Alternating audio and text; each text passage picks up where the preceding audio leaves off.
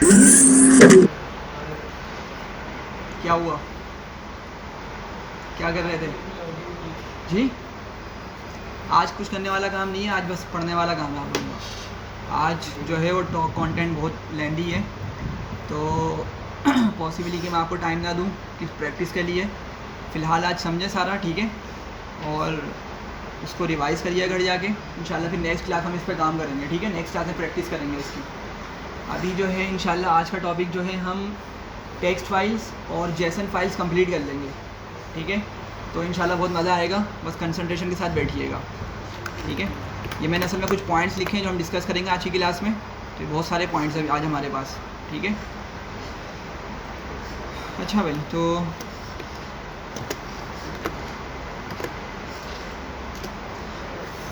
चलें भाई, txt file हमने लास्ट क्लास में टॉपिक स्टार्ट किया था, ठीक है। दोबारा से इसका हम कोई ओवरव्यू लेंगे, ठीक है, और जो हमने लास्ट क्लास में डिस्कस किया था उसको जल्दी से कंप्लीट करके फिर हम आगे मूव ऑन करेंगे, ठीक है। तो कोई बताएगा हमने लास्ट क्लास में क्या क्या देखा था वैसे जी? txt फाइल में हम जी टेक्स्ट फाइल को अपने देखा जाते हैं, कैसे ओपन करेंगे, क्रिएट करेंगे, लाइट का मोड, लाइट पेन और रीड का मोड इस्तेमाल कर सकते हैं। सही है।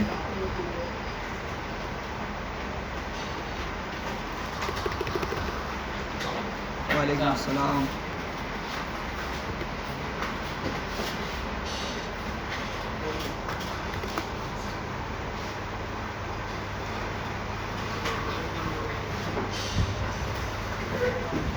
वालेकुम अस्सलाम। अच्छा भाई, क्या क्या बता रहे थे? सॉरी, रीड मोड देखा था और राइट मोड देखा था और अपेंड मोड देखा था जी।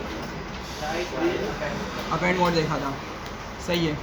अच्छा भाई ओएस, यहाँ देखें, अब्दुलरहमान यहाँ फोकस करें सारे। देखें भाई, txt फाइल की हमने बात की थी, तो देखें सबसे पहले एक चीज़ ज़रा समझिएगा कि txt फाइल जो है ना वो कितनी तरह का डेटा कंटेन कर सकती हैं। जैसे हमने देखा था भाई, हमारे पास डेटा टाइप बहुत सारे हैं। इंटीजर हमने पढ़ा था, फ्लोट पढ़ा था स्टार्टिंग में, स्ट्रिंग पढ़ा था, बूलियन पढ़ा था, फिर हमने लिस्ट पढ़ा, फिर हमने सेट्स पढ़े, टपल्स पढ़े, डिक्शनरीज़ पढ़ी, ठीक है, डिक्शनरीज़ इन डिक्शनरीज़ पढ़ी, ठीक है, लिस्ट ऑफ डिक्शनरीज़ पढ़ी, लिस्ट ऑफ लिस्ट पढ़ी, मतलब बहुत सारे हमने डेटा टाइप्स पढ़े, ठीक है। अब बात ये है कि अगर हम बात करते हैं टेक्स्ट फाइल की, तो हमें ये देखना है सबसे पहले कि भाई टेक्स्ट फाइल के अंदर किस तरह का कौन सी तरह का डेटा आ सकता है, ठीक है। तो याद रखें, टेक्स्ट फाइल के अंदर सिर्फ दो तरह के डेटा टाइप्स आ सकते हैं, बस दो से ज़्यादा डेटा टाइप्स टेक्स्ट फाइल के अंदर नहीं आ सकते। और वो कौन कौन से डेटा टाइप्स हैं? स्ट्रिंग और नहीं, देखें स्ट्रिंग ही आता है बस उसके अंदर। पहली डेटा टाइप कौन सी है? स्ट्रिंग, और सेकंड है बाइनरी। बस टेक्स्ट फाइल्स जो होती हैं हमारी, उसमें किस तरह का, कितने टाइप्स का डेटा आ सकता है? दो तरह का। एक कौन सा है? एक टेक्स्ट डेटा जिसको हम स्ट्रिंग बोलते हैं पाइथन में, ठीक है, और दूसरा डेटा कौन सा है? बाइनरी डेटा, ठीक है। तो इसको भी हम देखते हैं ग्रेजुअली कि किस तरीके से उसमें सिर्फ स्ट्रिंग आता है, उसमें इंटीजर भी लिख के देखेंगे, फ्लोट भी लिख के देखेंगे, लेकिन वो वहाँ पे क्या करेगा? वो एरर दे देगा सब जगह, ठीक है। सिर्फ स्ट्रिंग को एक्सेप्ट करेगा और उसको ही क्या करेगा? फाइल के अंदर राइट करेगा। तो भाई पहला पॉइंट क्लियर हो गया है। अभी पहला पॉइंट क्या डिस्कस किया है कि इस टेक्स्ट फाइल के अंदर कितने टाइप का डेटा आता है? दो टाइप का। पहला डेटा टाइप कौन सी है? स्ट्रिंग, जिसको टेक्स्ट बोलेंगे हम, ठीक है, और सेकंड कौन सा है? बस बाइनरी। इंटीजर हो गया, फ्लोट हो गया, लिस्ट हो गई, डिक्शनरीज हो गई, ये एक्सेप्ट नहीं करता। टेक्स्ट फाइल उसको एक्सेप्ट नहीं करेगी, मतलब उसको राइट नहीं करेगी, सही है। अगर हमें डेटा देना है सॉरी, तो सिर्फ स्ट्रिंग फॉर्मेट में ही हम दे सकते हैं, वरना वो एरर दे देगी, ठीक है। तो हमने लास्ट क्लास में इसका स्ट्रक्चर देखा था कि भाई टेक्स्ट फाइल्स पे जब भी हम ऑपरेशन परफॉर्म कर रहे होते हैं, हमें 3 स्टेप्स लाजमी फॉलो करने होते हैं। पहला स्टेप क्या था? ओपन या क्रिएट द फाइल, ठीक है। सेकंड स्टेप क्या था? रीड या राइट करेंगे। थर्ड स्टेप में क्या करना था? हमने क्लोज करना था, ठीक है। 3 स्टेप्स हमने देखे थे, ऊपर लिखा हुआ होगा वैसे यहाँ पर मेरे पास, हाँ ये रहे, ठीक है। तो हमने क्या करना है? ओपन करना है फर्स्ट स्टेप में, या क्रिएट करना है अगर फाइल एग्जिस्ट नहीं करती। सेकंड स्टेप में रीड या राइट करेंगे हम जो भी उस पर कंटेंट मौजूद है, और फिर लास्ट स्टेप में क्लोज़ कर देंगे फ़ाइल को, ठीक है। फ़ाइल को क्लोज़ क्यों करते हैं इसको अभी हम डिटेल में समझेंगे ठीक है। तो जल्दी से हम इसका वो देख लेते हैं कि इसका जनरल स्ट्रक्चर क्या आता है। सबसे पहले हम क्या करते हैं भाई, कोई भी हम यहाँ पे नाम दे देते हैं, ठीक है, जिसको यहाँ पे मैंने लिख दिया फाइल नेम। फिर क्या करते हैं, इक्वल्स टू लगा के क्या लिखते हैं भाई, ओपन लिखते हैं। और फिर हमें जिस नाम से टेक्स्ट फाइल क्रिएट करनी है, ठीक है, उसका नाम देंगे।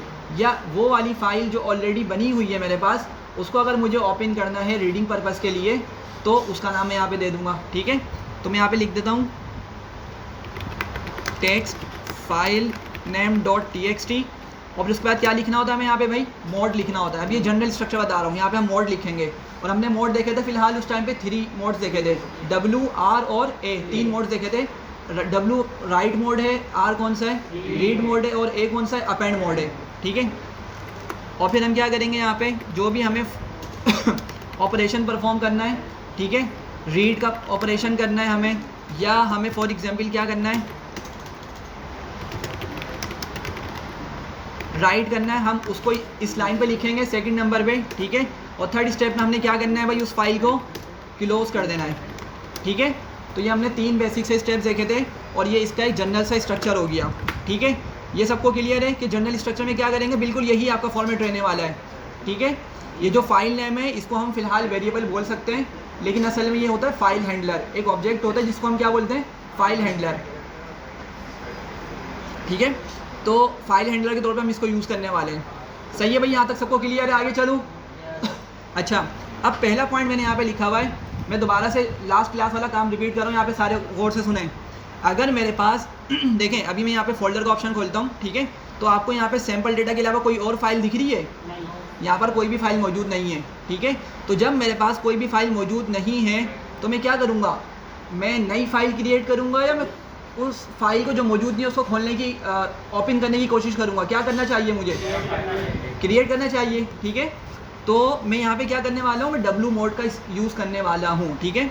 मैं W मोड यूज़ करने वाला हूँ, यहाँ पे लिख भी देता हूँ। W क्या करेगा भाई,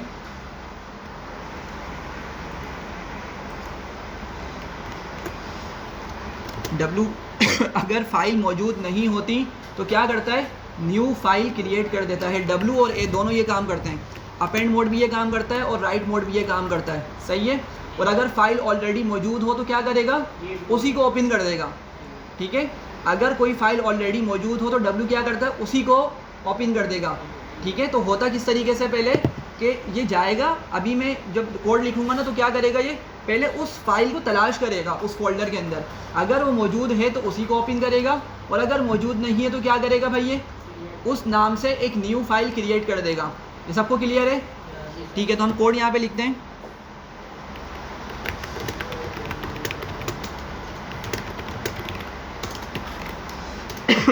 क्या करेंगे भाई, सबसे पहले हमको यहाँ पे फाइल हैंडलर का नाम ले लेंगे, ठीक है, जिसको फिलहाल मैं फाइल ही लिख लेता हूँ, ठीक है। आप लोगों की मर्ज़ी, इसको जो भी लिखना चाहें, ठीक है, ABC XYZ कुछ भी लिखना चाहें आप यहाँ पे लिख सकते हैं। नाम की कोई रिस्ट्रिक्शन नहीं है, लेकिन थोड़ा सा सूटेबल नाम होना चाहिए, ठीक है, जो सेंस बनाए। तो उसके बाद मैं क्या करूँगा, इक्वल्स टू लगा के क्या लिखूँगा भाई, ओपन, ठीक है। ओपन के अंदर मैं यहाँ पे लिख लेता हूँ क्या, स्टूडेंट TXT लिखूँ या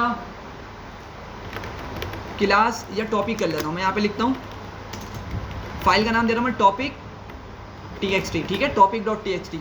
टॉपिक कुछ भी नाम दे सकते हैं वैसे, ठीक है, कोई इशू नहीं है। मैंने यहाँ पे फिलहाल इसको टॉपिक का नाम दे दिया, topic.txt या details.txt, जो भी लिखना चाहें।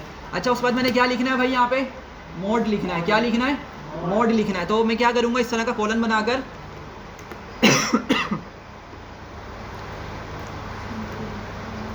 मैं इसमें क्या लिखूँगा, मोड कौन सा यूज़ करना है मुझे, अभी W मोड की बात कर रहे हैं फिलहाल अभी हम, ठीक है। वैसे हम यहाँ पे A भी लिख सकते हैं, लेकिन फिलहाल W मोड की बात कर रहे हैं तो इसलिए W मैं यहाँ पे लिखूँगा, ठीक है। बस इतना मैंने काम कर दिया। अब मैं आऊँगा नेक्स्ट लाइन पर, क्या करूँगा भाई, फाइल डॉट, अच्छा, अब मैं चूँकि नई फाइल क्रिएट कर रहा हूँ ना अभी, तो उसमें क्या कुछ चीज़ मौजूद है पहले से, नहीं, अभी तो मैंने इस लाइन पर क्रिएट किया है, ठीक है। तो मुझे क्या करना पड़ेगा, उस फाइल में कुछ लिखना पड़ेगा, उस फाइल में कुछ डेटा मुझे डालना पड़ेगा, ठीक है। तो इसलिए मैं यहाँ पे क्या यूज़ करूँगा भाई, राइट यूज़ करूँगा रादर देन रीड के। रीड यूज़ नहीं करूँगा, अभी क्या यूज़ करूँगा, राइट यूज़ करूँगा, ठीक है। मैंने राइट लिखा और यहाँ पे लिख लेता हूँ for example we are studying file handling today, ठीक है। एक मैंने मैसेज लिख लिया और मैं क्या करूँगा, इस मैसेज को लिखने के बाद थर्ड स्टेप क्या होगा भाई मेरा, मैं उसको क्या करूँगा, क्लोज करूँगा। ठीक है, तो मैं फाइल डॉट क्लोज लिखूँगा मेथड यूज़ करते हुए और इसको क्लोज कर दूँगा। ठीक है, सिंपल से स्टेप्स हैं, कोई प्रॉब्लम किसी को इसमें, सबको क्लियर है? अच्छा भाई एग्जीक्यूट करते हैं और आप लोग देखें अभी तक यहाँ पे कोई फाइल मौजूद नहीं है, तो जब मैं इसको एग्जीक्यूट करूँगा तो क्या होगा, ऑटोमेटिकली ये जिस फोल्डर में हम खड़े हुए हैं, मतलब जिस फोल्डर में मेरा ये कंपाइलर ये फाइल ओपन हुई हुई है मेरी, ये पाइथन वाली फाइल, इसके अंदर ये हमारी इस फाइल को क्रिएट कर देगा। तो देखें अभी ये फाइल आ जाएगी नहीं आती तो इसको रिफ़्रेश कर लेंगे। ठीक है भाई, तो हमारी क्या होगा, ये फाइल यहाँ पर आ चुकी है topic.txt के नाम से। सही है, इसको ओपन करते हैं डबल क्लिक करके तो राइट पर देखें हमें क्या मिल रहा है, जो मैंने मैसेज लिखा था वो मुझे यहाँ पर प्रिंट होकर या इस फाइल में मौजूद मिल गया। ठीक है, तो क्या आई है, we are studying file handling today. ठीक है, क्लियर हो गया सबको, सिंपल सा काम था। तो हमने क्या देखा कि भाई अगर फाइल मौजूद ना हो तो हम किस तरीके से क्रिएट करेंगे उसको, w मोड यूज़ करते हुए हम उसको क्रिएट कर सकते हैं। सबको क्लियर है? फर्स्ट मोड w मोड, यानी क्या बोल रहे हैं आप, सॉरी, हाँ अपेंड यूज़ करके भी कर सकते हैं, वो आपके ऊपर है। ठीक है, अभी मैं चूँकि तीनों बताऊंगा तो मैंने w से स्टार्ट किया है। ठीक है, अच्छा भाई यहाँ तक सबको क्लियर है? अच्छा मैं इसको बंद कर देता हूँ लेफ़्ट वाले पार्ट को। अच्छा अब नेक्स्ट क्या है मेरे पास, ठीक है भाई, तो अभी मैंने क्या किया भाई, मैंने अभी एक लाइन लिखी है, मैंने क्या किया है, अभी मैंने एक लाइन लिखी है यहाँ पर। अच्छा मैं अगर चाह रहा हूँ कि भाई मैं एक से ज़्यादा लाइंस लिखूँ, मैं अगर चाह रहा हूँ कि क्या करूँ, एक से ज़्यादा लाइंस लिखूँ, तो क्या ऐसा पॉसिबल है? बिल्कुल पॉसिबल है। ठीक है, ठीक है, हमें क्या करना पड़ेगा, मैं इसी चीज़ को कॉपी कर लेता हूँ और मैं यहाँ पे इसको पेस्ट करता हूँ, ऊपर आके मैं यहाँ पे लिख लेता हूँ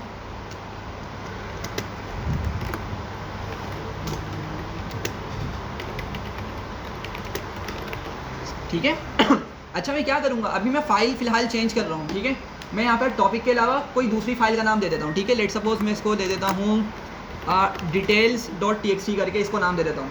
ठीक है, मोड में अभी मैंने फ़िलहाल w ही रखा हुआ है। ठीक है और अपने इस मैसेज को भी मैं सेम रहने देता हूँ। ये मैसेज मेरा कहाँ पर आएगा भाई नहीं, न्यू फाइल क्रिएट हो रही है, यहाँ पे देखिएगा मैंने अभी details.txt नई फाइल है ना मेरी, ये देखना यहाँ पे क्रिएट थोड़ी हुई है मेरे पास।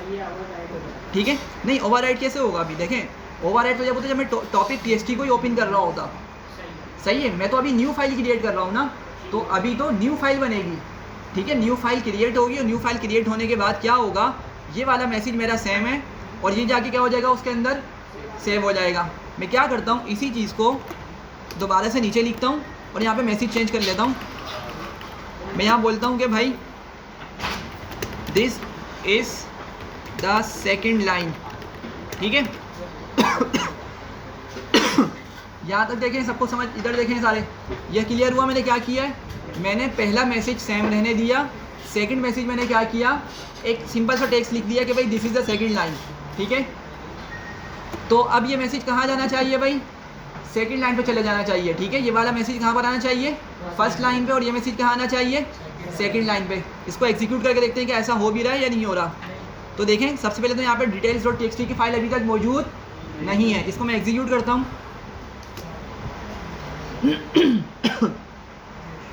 फाइल आ गई है details.txt की। ठीक है, इसको ओपन करेंगे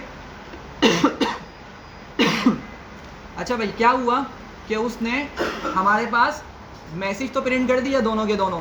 ठीक है, जो हमने मैसेजेस को लिखवाया था दोनों मैसेजेस से प्रिंट तो कर दिए, लेकिन क्या वो उसने एक ही लाइन में मैसेज को प्रिंट किया है। ठीक है, तो हमने इसको लास्ट क्लास में देखा था कि राइट क्या करता है भाई, राइट क्या करता है सर, लाइन के कर्सर वो ना लाइन के नहीं, वो अपेंड मोड का होता है, वो अपेंड मोड करता है भाई। राइट जो होता है वो क्या करता है, आपकी फ़ाइल को फर्स्ट टाइम क्या करेगा, ओपन करेगा अगर वो मौजूद है, अगर मौजूद नहीं है तो उसको क्रिएट करेगा और हमारे मैसेज को लिखेगा।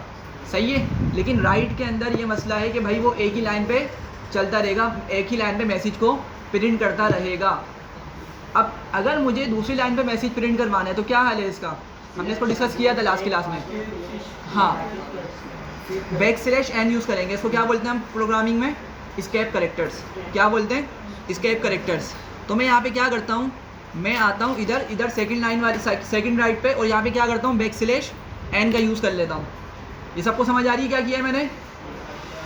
अच्छा अब होगा क्या, मैं इसी लाइन को दोबारा से एग्जीक्यूट कर रहा हूँ, तो क्या करेगा मेरा कंपाइलर details.txt को जाके पहले तलाश करेगा कि कोई इस नाम से डायरेक्टरी में फ़ाइल मौजूद है या नहीं।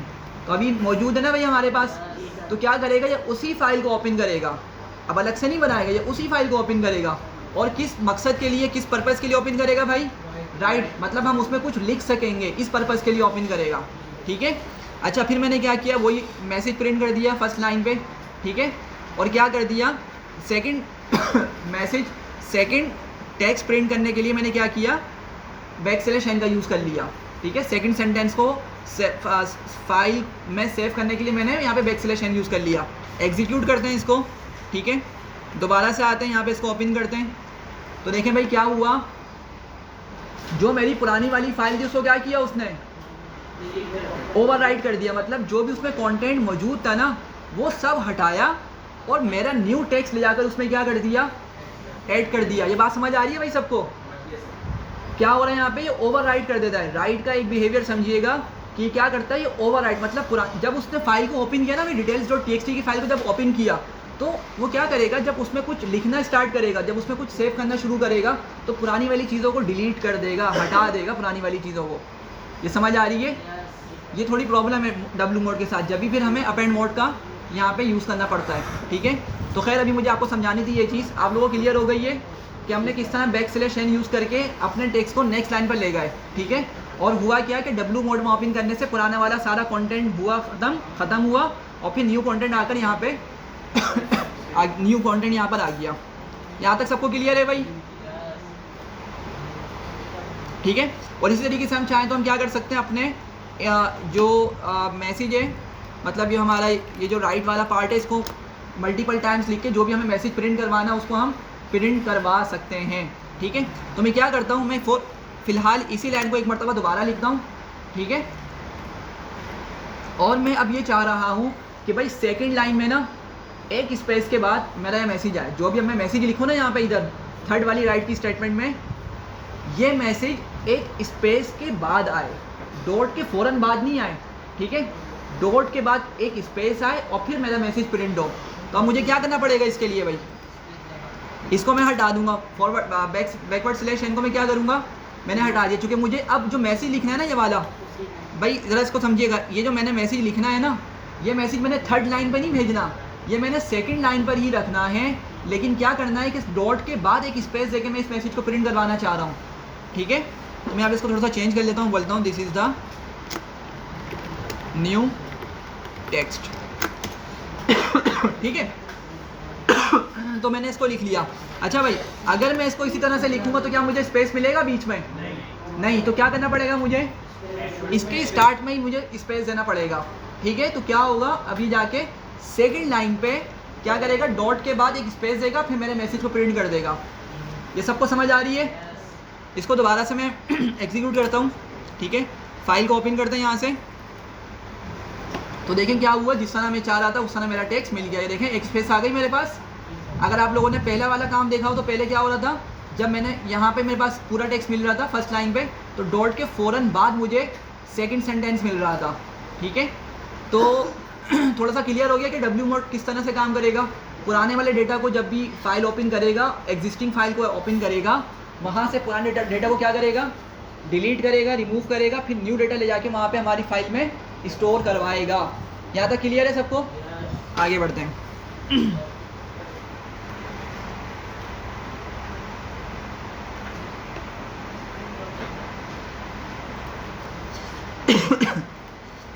अच्छा, अब यहाँ पर हम देखते हैं कि क्लोज़ करने की ज़रूरत क्या है, हम फाइल को क्यों क्लोज़ कर रहे हैं।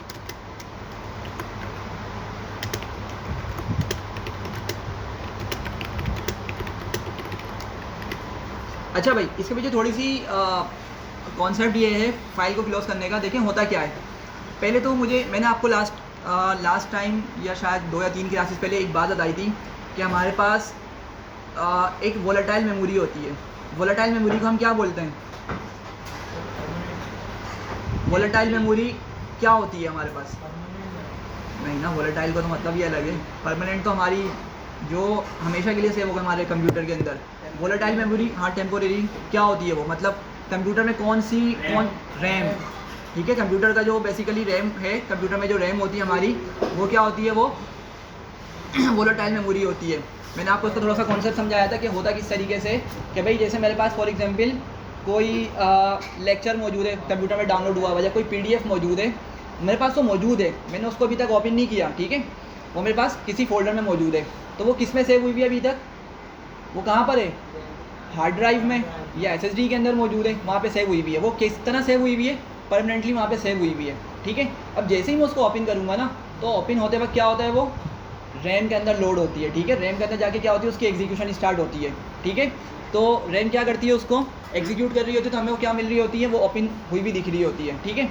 तो लेकिन होता क्या है, फॉर एग्जांपल मैंने लैपटॉप बंद कर दिया, उस फाइल को ओपन रखते हुए मैंने लैपटॉप को रिस्टार्ट कर लिया, या कुछ भी हुआ, मैंने कंप्यूटर को रिस्टार्ट कर लिया फॉर एग्जांपल, तो क्या होगा, क्या दोबारा मुझे फाइल ओपन हुई भी मिलेगी, नहीं मिलती ना, ख़त्म हो जाती है वो। लेकिन क्या वो बिल्कुल से ख़त्म हो जाती है, जैसे वो ओपन हुई भी कंडीशन से ख़त्म हो जाती है, ठीक है, हमें वो दोबारा ओपन नहीं मिलती, लेकिन मौजूद तो होती है ना हमारे कंप्यूटर के अंदर, ठीक है। तो इसका मतलब ये है कि भाई जो रैम है ना, वो क्या होती है, वो वोलेटाइल है, मतलब टेम्पोरेरीली क्या करती है, हमारी जो चीज़ हम एग्जीक्यूट करना चाह रहे होते हैं उसको, वो कहाँ पे आके एग्जीक्यूट होती है, कहाँ पे आके रन हो रही होती है, रैम के अंदर हो रही होती है, ठीक है। और जो परमानेंट स्टोरेज होता है हमारा, वो क्या, हार्ड ड्राइव है, ठीक है, एसएसडी वगैरह, ये हमारी पास चीज़ें हैं। अच्छा, अब होता क्या है कि अभी देखें हम यहाँ पे क्या कर रहे हैं कि हमने इस लाइन में, यहाँ देखें भाई बातें नहीं करेंगे, इस लाइन में हमने क्या किया, फाइल को ओपन किया। अब इसके वही दो कॉन्सेप्ट्स हैं, अगर फाइल एग्जिस्ट करती है तो ओपन हो जाएगी, ठीक है, अगर फाइल एग्जिस्ट करती है तो वही फाइल ओपन हो जाएगी, अगर फाइल एग्जिस्ट नहीं करती तो क्या होगी, वो क्रिएट होकर ओपन हो जाएगी। सही है ना, सबको समझ आ रही है यहाँ तक, वो क्रिएट होकर ओपन हो जाएगी। अच्छा, अब वो जो ओपन हो रही है वो कहाँ पर ओपन हो रही है, क्या मेरे पास मेमोरी में ओपन हो रही है या वो रैम में ओपन हो रही है, रैम में ओपन हो रही है, ठीक है, रैम में। चूँकि देखें हम अभी क्या करने लगे हैं, उसको ओपन करके उस पर उसमें हम इनपुट आउटपुट ऑपरेशंस परफॉर्म करने लगे हैं ना, ठीक है, हम उसमें कुछ लिखने वाले हैं, ठीक है, या उससे कुछ रीड करने वाले होंगे। अभी हमने रीड नहीं देखा, लेकिन हम उससे इनपुट, उसमें कुछ इनपुट करेंगे तो आउटपुट उससे कुछ रीड करेंगे, ठीक है।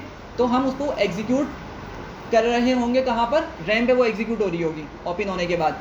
तो देखें होता क्या है कि अगर हमारे पास वो फाइल बहुत बड़ी है, अगर वो फाइल का साइज़ बड़ा है तो क्या होगा, लेट सपोज हमारे पास 4 GB की रैम है, लैपटॉप में कंप्यूटर में कितनी GB की रैम है, सिर्फ 4 GB की रैम लगी हुई है, लेकिन फाइल का साइज़ फॉर एग्जांपल 6 GB का है, ठीक है। तो क्या होगा, हैंग होना स्टार्ट हो जाएगा, ठीक है, स्लोली क्या हो जाएगा, वो हैंग होना स्टार्ट हो जाएगा, ठीक है, लैग करना शुरू कर देगा, ठीक है। तो होता क्या है, अभी हम इसके लिहाज से बात कर रहे हैं, फिलहाल नॉर्मली बात नहीं कर रहे।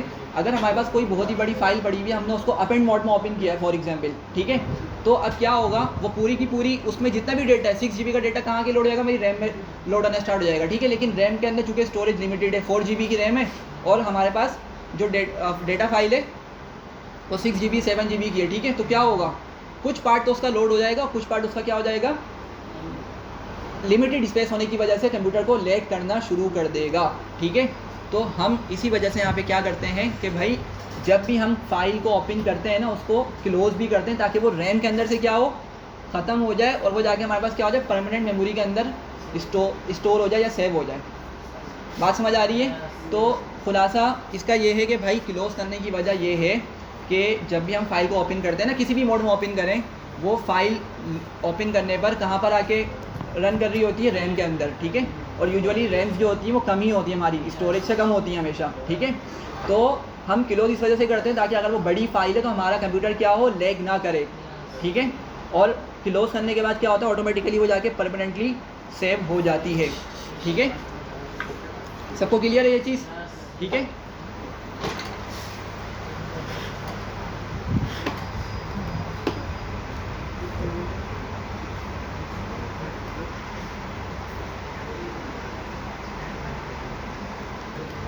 अच्छा भाई, तो यहाँ पे डब्ल्यू मोड सबको क्लियर हो गया है, और ये भी क्लियर हो गया है कि क्लोज क्यों करना पड़ता है हमें फाइल को, ठीक है।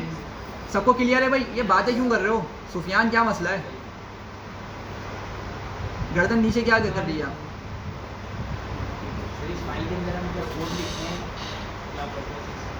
अच्छा भाई देखें, इसमें ये होता है कि अगर आपको कोई डेटा स्टोर करना है इसके अंदर, ठीक है, अब अगर आप सॉफ्टवेयर के हिसाब से देखें, डेवलपमेंट के लिहाज से देखें, तो इस तरह से होता है कि हमारे पास डिक्शनरी होती हैं बड़ी, ठीक है, या हमारे पास फॉर एग्जांपल इस तरह से करें कि हमारे पास पाकिस्तान की पॉपुलेशन का डेटा है, ठीक है।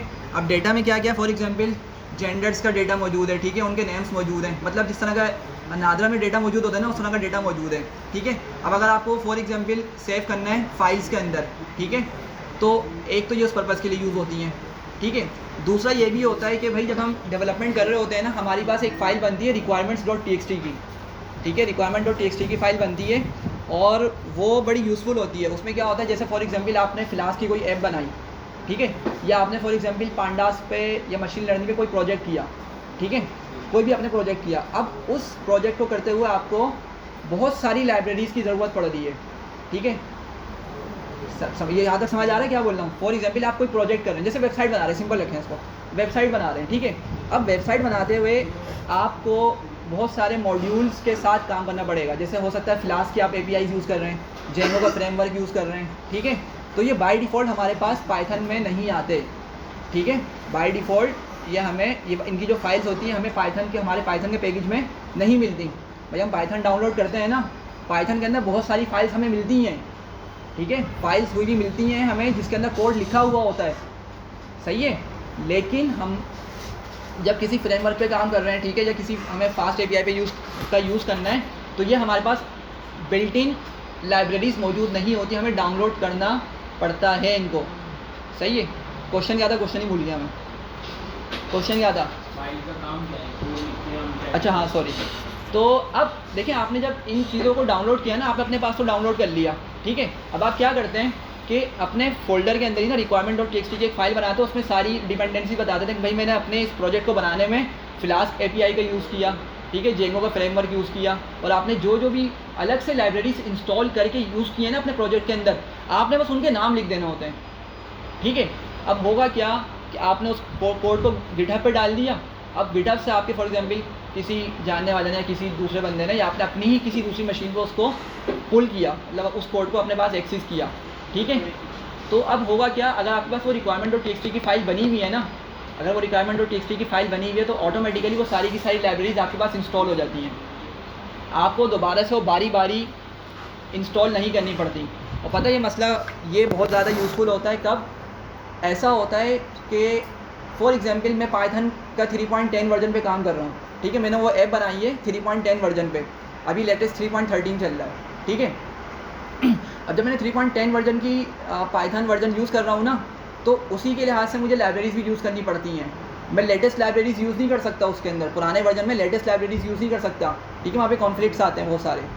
तो अगर आपकी वो requirement.txt की फ़ाइल बनी हुई होगी ना, तो आप जब गिटहब से पुल लेंगे कोड को, ऑटोमेटिकली क्या होगा, आपकी सारी की सारी उसी वर्जन की लाइब्रेरीज़ को आपके पास इंस्टॉल कर देगा, ठीक है। तो सिंपल रखने के लिए भाई ये कि हम अगर कोई भी डेटा स्टोर करना चाह रहे हैं टेक्स्ट फाइल के अंदर, ठीक है, टेक्स्ट डेटा, ठीक है, टेक्स्ट मतलब स्ट्रिंग डेटा, तो हमें क्या करना पड़ेगा, टेक्स्ट फाइल्स का यूज़ करना पड़ता है। जी सर बोलें, बोलें जल्दी बोलें। पूरा पैराग्राफ लिखना हो तो हम बार-बार फाइल डॉट ड्राइव लिखेंगे। नहीं, आप क्या करें, आप जो है पूरे पैराग्राफ को ना डॉक स्ट्रिंग में डाल दें। डॉक स्ट्रिंग का मतलब क्या होता है भाई, हाँ 3 कोट्स होते हैं, भले सिंगल कोट ले लें या डबल कोट ले लें, मतलब 3 स्टार्टिंग में 3 एंड में, ठीक है। और ये क्यों यूज़ करते हैं हम भाई, मल्टीपल लाइंस के लिए। मल्टीपल लाइंस, अगर हमारे पास एक से ज़्यादा लाइंस में हम कोड लिख रहे हैं तो हमें क्या करना पड़ता है, डॉक स्ट्रिंग पे ही काम करना पड़ता है। मैं लिख के दिखा देता हूँ यहाँ पे, वैसे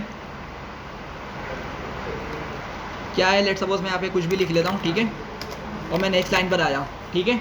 तो अब मैं क्या करता हूँ, फॉर एग्जांपल यहाँ पे आके अगर मैं सिंगल कोट यहाँ पे सिंगल कोट और यहाँ पे सिंगल कोट लगाऊंगा ना, तो देख रहे हैं ये एरर दे रहा है मुझे, ठीक है। अगर मैं इसको स्टार्ट में भी 3 लगा लूँ और एंड में भी 3 लगा लूँ तो क्या होगा, अब ये ख़त्म हो गया, अब ये पूरा स्ट्रिंग बन चुका है, ठीक है। तो मल्टीपल लाइन्स अगर हमें लिखनी होती है तो हम डॉक स्ट्रिंग का यूज़ करते हैं। तो आप क्या कर सकते हैं, आप ना कोई एक वेरिएबल बना लें, जैसे पैरा के नाम से, पैराग्राफ, ऐसे कुछ भी बना करके उस वेरिएबल में आप पूरा का पूरा टेक्स्ट स्टोर कर दें, ठीक है, और फिर उस वेरिएबल को राइट के अंदर लिख दें, ठीक है। तो क्या होगा, सारा टेक्स्ट उठ के आपकी फाइल में चला जाएगा, सही है। हाँ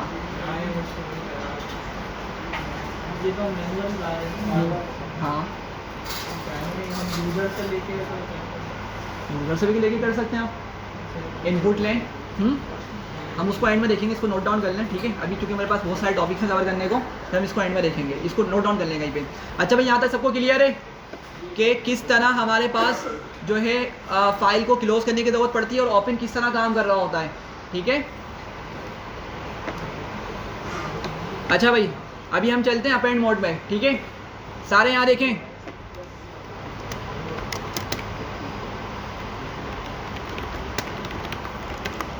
अपेंड मोड, ठीक है। तो क्या करूँगा भाई, मैं दोबारा से वही लिखूँगा, फाइल इक्वल्स टू, सारे बोले क्या लिखूँ आगे, ओपन फाइल का नाम, डिटेल्स .txt, और मोड कौन सा होगा भाई मेरा, अपेंड मोड होगा, ठीक है, ए मोड है। और मैं क्या करता हूँ इसके अंदर फाइल डॉट राइट करता हूँ, ठीक है। सेंटेंस बताएं कोई जल्दी से।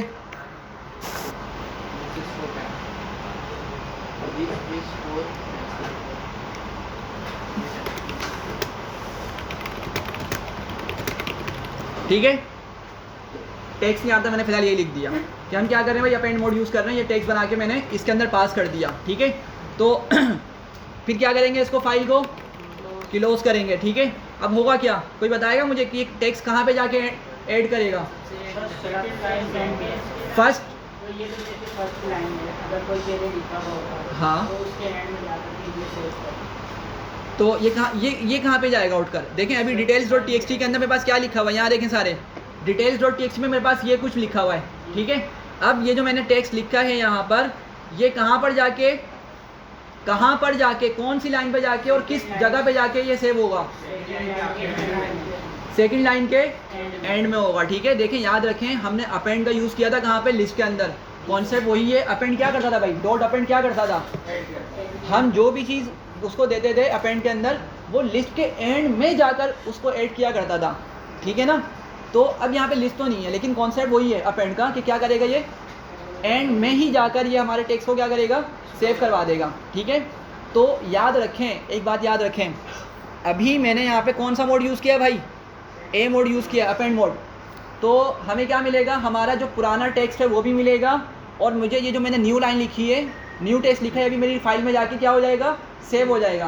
ये बात समझ आ रही है। एग्जीक्यूट करते हैं इसको,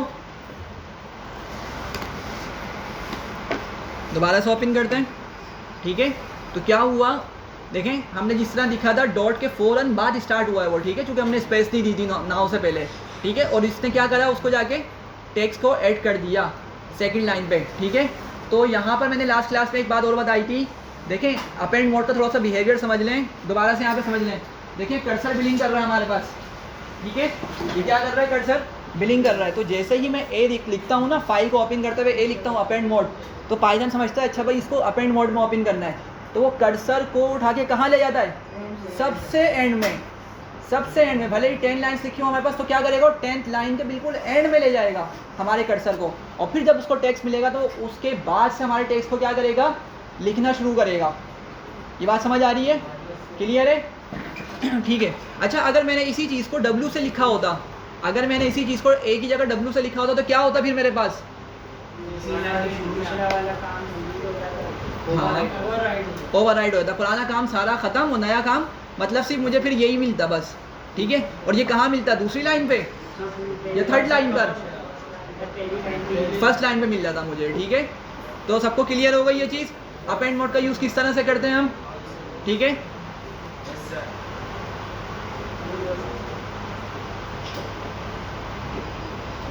अच्छा भाई, एक चीज़ यहाँ पे देखें कि अब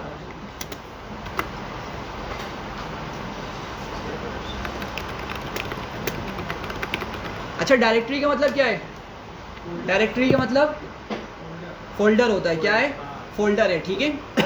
अच्छा, अब अगर यहाँ पे एक चीज़ देखें हम, देखें मैंने अभी तक 2 फाइल्स क्रिएट की हैं, ठीक है। पहली topic.txt, सेकंड details.txt, तो ये दोनों की दोनों यहाँ पर आके मुझे मिल गई हैं, सही है। अब अगर मैं चाह रहा हूँ कि भाई मैं फ़ाइल जो क्रिएट कर रहा हूँ ना, वो किसी दूसरे फोल्डर में क्रिएट करूँ, ठीक है, मतलब जो मैंने फ़ाइल कोई न्यू क्रिएट करनी है फ़ाइल को, मैं क्या चाह रहा हूँ, उस फाइल को किसी दूसरे फोल्डर में ले जाकर सेव करूँ, ठीक है। तो ये किस तरह से कर सकते हैं हम यहाँ पर, ठीक है। डायरेक्टरी किस तरह चेंज कर सकते हैं, तो क्या करता हूँ सबसे पहले तो मैं ना यहाँ पर एक फ़ोल्डर बना लेता हूँ, ठीक है। यहाँ पर एक फ़ोल्डर बना लेता हूँ, ये देख रहे हैं यहाँ पे सैम्पल डेटा मौजूद है, यहाँ पे एक फ़ोल्डर बनाता हूँ मैं, न्यू फोल्डर करके, लेट सपोज टेस्ट नाम दे देता हूँ उसको मैं, ठीक है।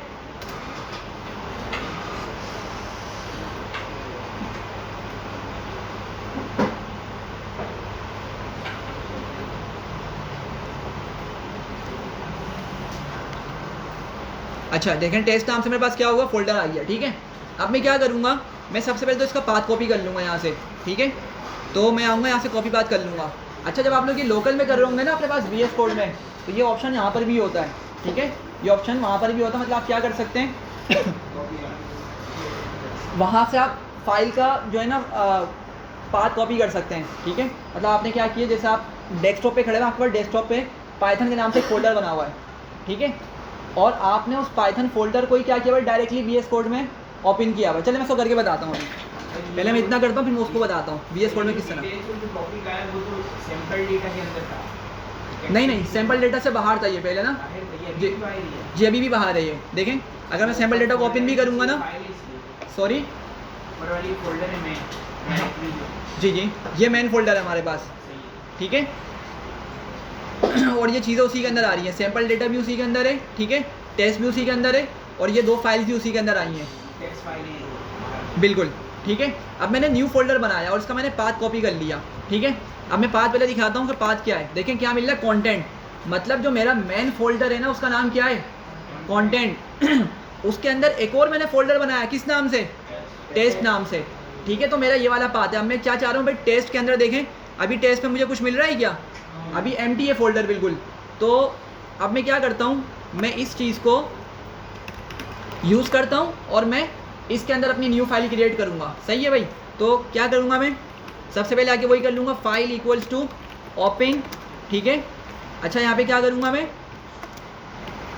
जहाँ पर मुझे फाइल का नाम देना होता था ना उसमें, उससे पहले क्या करूँगा, बस मैं ये अपना जो डायरेक्टरी का पाथ है, ठीक है, वो मैं यहाँ पे कॉपी कर दूँगा, यहाँ पे लिख दूँगा। तो डायरेक्टरी का पाथ में क्या है, सबसे पहले मैं कंटेंट फोल्डर में हूँ, कंटेंट फोल्डर मेरा मेन फोल्डर है, ठीक है। उसके अंदर मैंने एक न्यू फोल्डर बनाया टेस्ट के नाम से, जो कि अभी तक क्या है, एम्प्टी है। तो देखिए यहाँ तक तो आपको समझ आ गया होगा मैंने क्या किया, फॉरवर्ड स्लैश यूज़ करके कंटेंट, और फिर वहाँ से कहाँ जाएगा, वो टेस्ट फोल्डर में चला जाएगा। अच्छा टेस्ट फोल्डर में जाने के बाद फिर मैंने एक और फॉरवर्ड स्लैश लगाया, और अब मैं क्या करूँगा, फाइल का नेम दूंगा, ठीक है। तो लेट सपोज मैं यहाँ पे लिख देता हूँ न्यू फाइल .txt करके, इसको एक मैंने न्यू फाइल का नाम दे दिया, ठीक है। और यहाँ पे फिर क्या करूँगा भाई, यहाँ पे मोड भी देना पड़ेगा मुझे, ठीक है। तो मोड क्या लिखूँगा मैं यहाँ पे, WA भी लिख सकते हैं, मर्जी है हमारी, ठीक है, कोई मसले वाली बात नहीं है। अब क्या करूँगा, फाइल डॉट राइट करूँगा, ठीक है। और मैं यहाँ पे मैसेज लिख लेता हूँ, this file is in the test folder, ठीक है, कुछ भी लिख दें, मैंने फिलहाल ये लिख दिया। और क्या करूँगा फिर इसको भाई, क्लोज कर दूँगा, ठीक है। तो अभी तक देख लें टेस्ट में कोई भी चीज़ मौजूद नहीं है, कोई फोल्डर मौजूद नहीं है। इसको मैं एग्जीक्यूट करूँगा, तो एग्जीक्यूट करने पे क्या करेगा ये मेरे पास, देखें वो टेस्ट के अंदर जिसने न्यू फाइल क्रिएट कर दी, न्यू फाइल .txt मेरे पास यहाँ पर आ चुकी है। इसको मैं कॉपी कर लूँगा, ओपन कर लूँगा सॉरी, तो मेरे पास इसमें कंटेंट मिल जाएगा। तो बात समझ आ रही है कि अगर मुझे पाथ चेंज करना हो तो किस तरीके से कर सकते हैं हम, सही है, समझ आ रहा है सबको जी।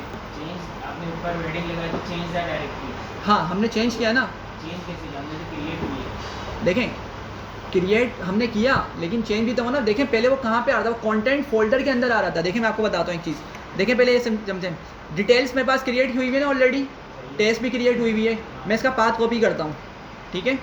और पाथ देखें इसका क्या मिल रहा है मुझे, कंटेंट के अंदर पड़ी हुई है फाइल। तो मैंने कंटेंट के अंदर एक और फोल्डर बना दिया, मतलब डायरेक्टरी चेंज कर रहा हूँ। अब कंटेंट में नहीं मुझे फाइल नहीं मिलेगी, अब अगले जो न्यू फोल्डर बनाया मैंने उसमें मिलेगी मुझे फाइल। समझ आ रही है भाई ये बात, मतलब जो हमने न्यू फाइल जो txt करी थी उसको हम सैंपल डेटा के अंदर ले जा सकते हैं। बिल्कुल, आप कंटेंट करें, कंटेंट के आगे फॉरवर्ड स्लैश लगा के सैंपल डेटा कर दें, करके देख लेते हैं इसको भी, ठीक है। मैं इसी चीज़ को कॉपी कर लेता हूँ यहाँ पर, ठीक है भाई। यहाँ देखें सारे एक काम कर रहे हैं अभी हम, देखें सैंपल डेटा है ना, सैंपल डेटा मेरे पास किस में मौजूद है, कंटेंट के फोल्डर के अंदर मौजूद है, सही है। तो मैं क्या करता हूँ यहाँ पे कंटेंट में आके टेक्स्ट को हटा दूंगा, मैं इसको सैम्पल डेटा कर देता हूँ बस, ठीक है। सैम्पल डेटा किया और फिर मैं वही वहाँ पे भी एक न्यू फाइल क्रिएट करना चाह रहा हूँ, ठीक है। तो उस फोल्डर में देखें अभी तक कुछ भी मौजूद नहीं है, न्यू फाइल करके कुछ भी मौजूद नहीं है। तो थोड़ा सा मिनिमाइज़ करता हूँ मैं, देखें मेरे पास इस फोल्डर में न्यू फाइल करके कोई भी चीज़ मौजूद नहीं है। इसको अब एग्जीक्यूट करते तो यहाँ पे भी फाइल आ जाएगी मेरे पास, देखें भाई आ गई है, सबसे अंदर आ गई, ठीक है। टेक्स्ट में भी पड़ी हुई है और यहाँ पे भी पड़ी हुई है, सही है। तो हम क्या कर सकते हैं, फॉरवर्ड स्लैश यूज़ करके फोल्डर का नाम देंगे, फोल्डर का नाम देने के बाद जिस भी फोल्डर में हमें जाना है वहाँ तक के फोल्डर का नाम देंगे, फिर फाइल का नाम लिख देंगे, सही है। सबको क्लियर हो गया। डायरेक्टरी चेंज करना, भाई बोर तो नहीं हो रहा, कोई बता दें मुझे अगर बोर हो रहा है तो। जी हाँ भाई, हसनैन नासिर समझ आ रही है? मुझे लग रहा है सारे ही बोर हो रहे हैं, किसने भी जवाब नहीं दिया। हाँ भाई अनीक, आलियान समझ आ रहा है? एहसन, सुफियान, तो बोलो ना फिर।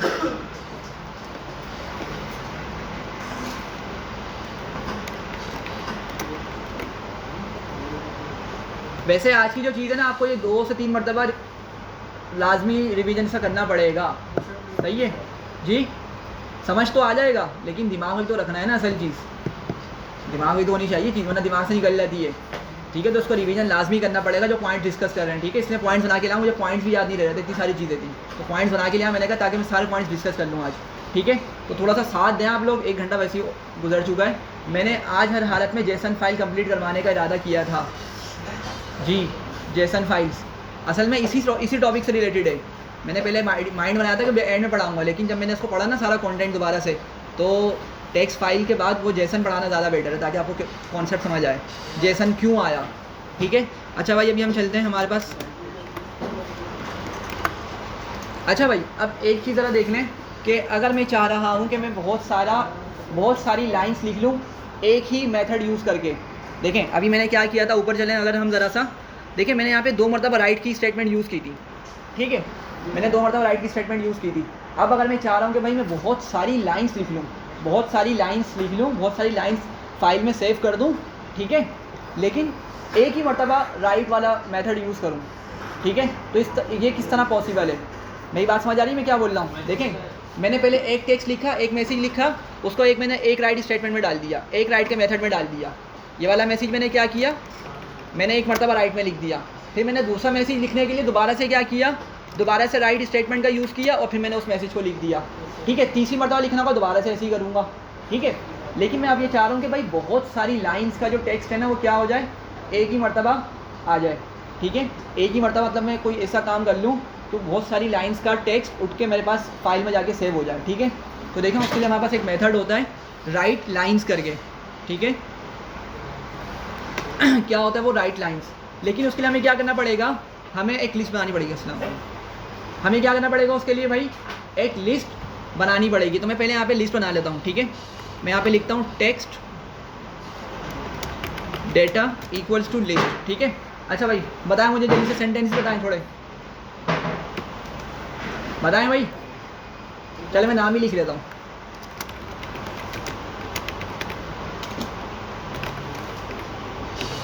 सेकंड नंबर पे कौन है, अरसलान, फिर कौन है, अनीक। अच्छा ये सारा का सारा डेटा मैं कहाँ पे करूँगा, हर पॉइंट एक अलग अलग लाइन पे जाके सेव होगा, ठीक है। तो किस तरह करेंगे हम बताता हूँ मैं। अनीक, आलियान, 5, 1-2 बच्चों को नाम लिख लेता हूँ, उवैस,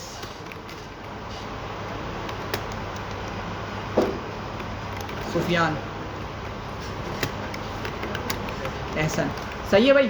तो मैंने क्या किया, हम क्या कर सकते थे एक्चुअली, हम ना ये जो मैंने नाम लिखा है इसकी जगह कोई पूरा मैसेज लिख सकते थे, ठीक है। कोई आपके पास कोई लाइन है, कोई टेक्स्ट है, कोई सेंटेंस है, आप पूरा उसको लिख सकते थे, फिर कोमल आगे दोबारा से उस सेंटेंस को लिख सकते थे। फिलहाल मैंने क्या किया, सिंपल नाम लिख के मैं आपको दिखा रहा हूँ कि इस तरीके से हम क्या कर सकते हैं, हर एलिमेंट को, हर टेक्स्ट को अलग लाइन में सेव कर सकते हैं फाइल के अंदर, ठीक है। तो ये मैंने काम कर लिया, ठीक है। इसमें एक चीज़ कम है, मैं आपको पहले एरर दिखाता हूँ वाला, फिर मैं आपको इसको बताऊँगा कि हम किस तरह से इसको सही कर सकते हैं। अच्छा भाई, मैं क्या करता हूँ, मैं एक न्यू फाइल बनाने लगा हूँ, ठीक है। तो किस तरह बनाऊँगा भाई, जल्दी से बताएं। File equals to open, file का नाम दूंगा, क्या दूंगा, स्टूडेंट नेम्स डॉट txt, ठीक है। और मोड कौन सा है, राइट, अपेंड भी यूज़ कर सकते हैं, ठीक है। फाइल डॉट, अच्छा अब मैं यहाँ पे क्या करूँगा, मैं यहाँ पे देख रहे हैं राइट लाइन्स करके आ रहा है, ठीक है। तो मैं क्या करूँगा, यहाँ पर राइट लाइन्स का यूज़ करूँगा, ठीक है। और मैं इसमें क्या पास कर दूँगा भाई, टेक्स्ट डेटा को, जो मैंने वेरिएबल बना के डेटा स्टोर किया था यहाँ पे पास कर दूँगा, और फिर फाइल को क्या करूँगा, क्लोज कर दूँगा। सही है, चले भाई एग्जीक्यूट करते हैं इसको, ठीक है। और हमारे पास ये फाइल आ चुकी है, ठीक है। तो ये क्या हुआ, तो सारे नाम एक साथ आ गए। हाँ ठीक है, यही बताना था मुझे असल में, कि देखें भाई, असल में जब मैंने इसको लिस्ट बना के जब मैंने लिखा ना, तो उसने क्या किया, सारी लिस्ट में जो डेटा मौजूद था वो तो हमारी फाइल में सेव करवा दिया, लेकिन वही वाली बात समझें कि अलग ये नेक्स्ट लाइन पे खुद से नहीं जाता। ये डब्ल्यू मोड यूज़ कर रहे हैं ना भाई, डब्ल्यू मोड पहली ही लाइन पे सारा काम करता है ये, अनलेस कि हम उसको बताएं कि भाई तुम नेक्स्ट लाइन पर जाओ, ठीक है। तो हमें क्या करना पड़ेगा, उसको नेक्स्ट लाइन पे ले जाने के लिए क्या यूज़ करना पड़ेगा, एस्केप कैरेक्टर, मतलब बैकवर्ड स्लैश एन यूज़ करेंगे, ठीक है। बैक स्लैश एन यूज़ कर लेंगे हम यहाँ पर। तो क्या करना पड़ेगा, मुझे हर नाम पे बैक स्लैश एन यूज़ करना पड़ेगा। मैं यहाँ पे आऊँगा, यहाँ पे बैक स्लैश एन लिख लूँगा, ठीक है।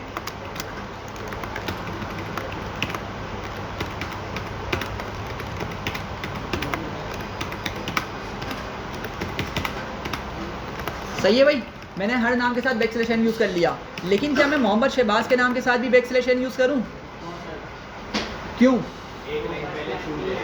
हाँ, अगर मैंने यहाँ पे लिख दिया तो क्या होगा, फर्स्ट लाइन एम्प्टी हो जाएगी, फिर सेकंड लाइन से डेटा आना स्टार्ट हो जाएगा, जो कि मैं नहीं चाह रहा, ठीक है। मैं चाह रहा हूँ फर्स्ट लाइन से मेरा डेटा लिखना क्या हो, स्टार्ट हो। तो अब मैं इसको दोबारा से एग्जीक्यूट करता हूँ, तो क्या होगा, अब हमारे पास डेटा सही मिलेगा। देखें भाई, आ गया डेटा सारा हमारे पास, ठीक है। वेस समझ आ गई जी।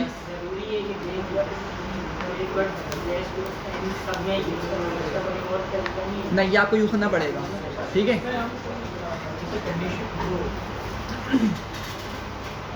जल्दी जल्दी आगे जाना है मुझे, बहुत सारे टॉपिक बाकी हैं। क्या कंडीशन,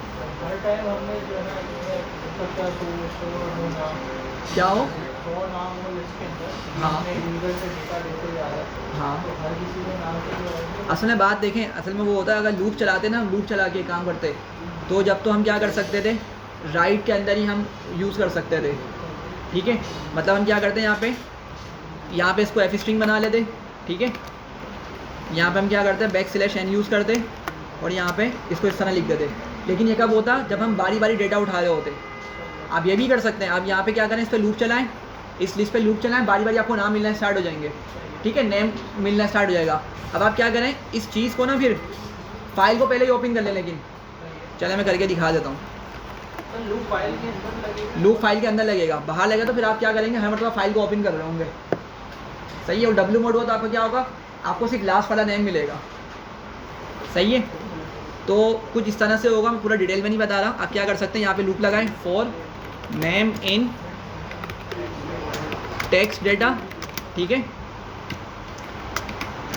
फिर क्या होगा, आपके पास फाइल आपके पास ऑलरेडी ओपन हुई है, फिर आपको यहाँ पे राइट यूज़ करना पड़ेगा, ठीक है। राइट करेंगे और फिर आप इस तरह करके यहाँ पे नेम पास कर देंगे, ठीक है। और ये क्लोज को पीछे कर देंगे, वरना क्या हर मरतबा ओपन करके क्लोज कर देंगे। एक मरतबा फाइल खोलें, सारे काम करें, और फिर क्या करें, उसको क्लोज कर दें, सही है। तो इस तरह भी कर सकते हैं। फिर आप पहले यहाँ से हटा दें, इस चीज़ को यहाँ से हटा दें,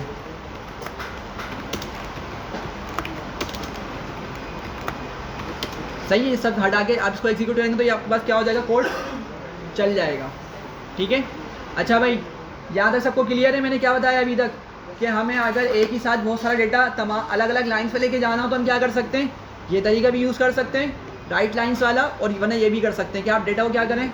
हाँ भाई ओएस, ये आपका पॉइंट आ रहा है, अगर आप सुनना पसंद करें थोड़ा सा, क्या होगा, हम जितना भी हमारे पास जितने भी पैराग्राफ्स हैं उसको किसी वेरिएबल में भी सर्च कर सकते हैं, या किसी लिस्ट में सेव कर दें, ठीक है, उस पर लूप चला के हम क्या कर सकते हैं, उसको इस तरीके से एफ स्ट्रिंग का यूज़ करते हुए हम क्या कर सकते हैं, उसको अलग अलग लाइन पे लेकर जा सकते हैं। ठीक है, हर पैराग्राफ एक न्यू लाइन से स्टार्ट होगा। गर्दन हिल रही है, समझ आ भी रहा है कुछ? पूछता हूँ मैं नेक्स्ट क्लास में जब करवाऊँगा ना फिर मैं क्वेश्चंस।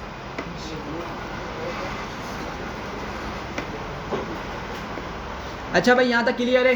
हमने डब्ल्यू मोड देख लिया, अप एंड मोड देख लिया। ठीक है, अब मैं आपको फाइल ओपन कर करके डेटा दिखा रहा हूँ। सही है, मैंने जो डेटा लिखा मैं आपको फाइल ओपन करके और उसका डेटा दिखा रहा हूँ। तो अभी तक हमने रीड मोड का यूज़ नहीं किया, इसका मतलब है। ठीक है, तो हम देखते हैं कि रीड मोड किस तरह यूज़ करते हैं। ठीक है, अच्छा भाई, तो क्या करूँगा मैं, how to read data from the file. ठीक है, तो क्या करूँगा बताइए, तरीका तो वही सेम रहेगा। फाइल लिखूँगा इक्वल्स टू ओपन। ठीक है, अच्छा अब मुझे जिस फाइल से डेटा रीड करना है ना, मैं उसी फाइल का इसको नाम दूंगा। ठीक है, तो कौन सी फाइल से डेटा रीड करना है मुझे, स्टूडेंट नेम्स डॉट txt से मुझे रीड करना है, तो मैं इसका नाम दे दूंगा स्टूडेंट नेम्स डॉट txt। ठीक है, और यहाँ पे मोड क्या लिखूँगा, आर मोड, रीड मोड लिखूँगा। ठीक है, फिर क्या करूँगा, फाइल, अब चूँकि मैं क्या कर रहा हूँ भाई, डेटा को रीड करने के लिए ओपन कर रहा हूँ, फाइल को ओपन कर रहा हूँ किस मकसद से, रीड पर्पज़ के लिए। तो मैं यहाँ पे क्या लिखूँगा, रीड लिखूँगा। ठीक है, रीड लिखूँगा, और इसको क्या करूँगा मैं, अगर चाहूँ तो डायरेक्ट यहीं पे प्रिंट कर लूँ, वरना इसको किसी चीज़ में स्टोर कर लूँ, किसी वेरिएबल में स्टोर कर लूँ।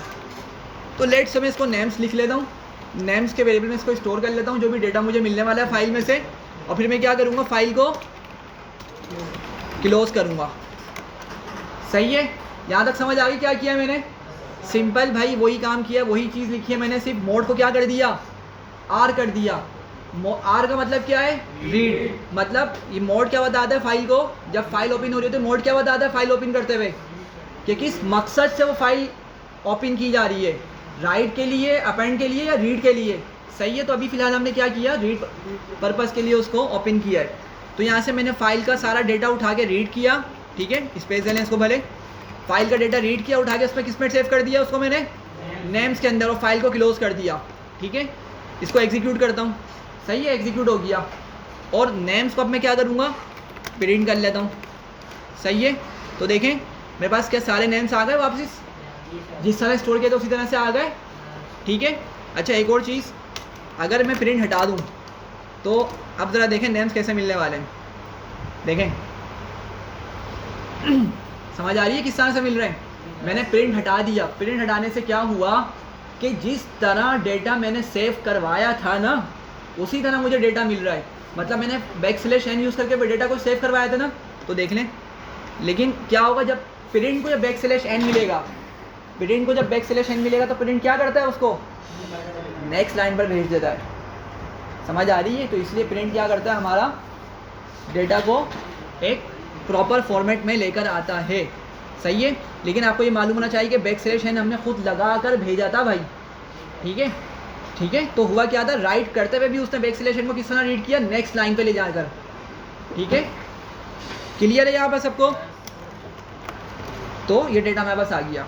ठीक है, आगे बढ़ूँ, कोई कन्फ्यूजन है इसमें? जी बोलें, कौन है? सवाल पूछने के लिए उठाया था आपने, पूछ लें। अगर नहीं समझ आ रही तो पूछ लो भाई। जो फाइल जो मोड है, जो रीड मोड में था, उसको नेम्स के जरिए मैंने पुश कर दिया। आप इसको डायरेक्ट भी कर सकते थे, नेम्स मैंने इसलिए स्टोर किया ताकि अगर बाद में कभी ज़रूरत पड़े हमें तो उसमें हमें डेटा मिल जाए। ठीक है, वरना आप चाहें तो उसको इस तरह भी कर सकते हैं। पता है, आप आएँ, इस नेम्स को हटा दें और इसी चीज़ को ना डायरेक्ट प्रिंट में डाल दें। ठीक है, इसी चीज़ को डायरेक्ट प्रिंट में डालें और आपको यहाँ पे मिल जाएगा डेटा, डेटा उसी तरह से मिलेगा। लेकिन मसला क्या होगा, अगर आपको बाद में डेटा एक्सेस करना है किसी मकसद से और नीचे जाके कहीं, फिर आपको वो नहीं मिलेगा, दोबारा से आपको फाइल ओपन करके वो डेटा एक्सेस करना पड़ेगा। ठीक है, तो इसलिए इसको सेव कर दिया था मैंने। आपके ऊपर, आप उसको जिस तरह चाहें। सही है भाई, यहाँ तक क्लियर है सबको? ठीक है, अच्छा अब हम पढ़ रहे हैं कि ठीक है, अब एक चीज़ ज़रा यहाँ पे देख लें।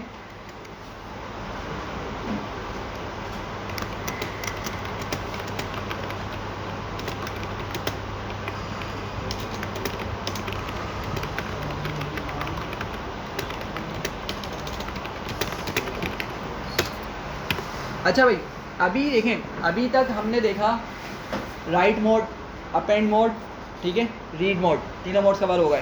लेकिन अब थोड़ी सी इसकी डिटेल में जा रहे हैं। अभी जब मैंने रीड मोड चलाया, रीड मोड जब उस पर मैंने जब डॉट रीड कॉल किया तो मुझे क्या हुआ, सारा डेटा फाइल का मुझे मिल गया, सारा डेटा क्या हुआ फाइल का मिल गया, ठीक है।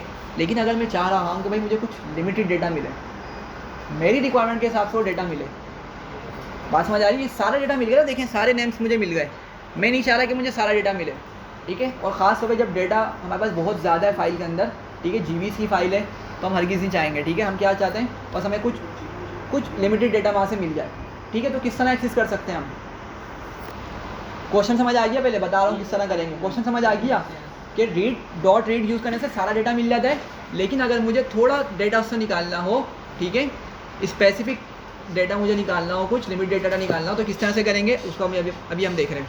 तो सबसे पहले क्या करना पड़ेगा, मुझे फाइल को उसी तरह से ओपन करना पड़ेगा। तो क्या लिखूँगा, फाइल इक्वल्स टू ओपन, ठीक है। और फिर मैं फाइल का नाम दे दूँगा, फाइल का नाम क्या था मेरी, student names dot txt, mode क्या होगा, रीड मोड होगा, फाइल डॉट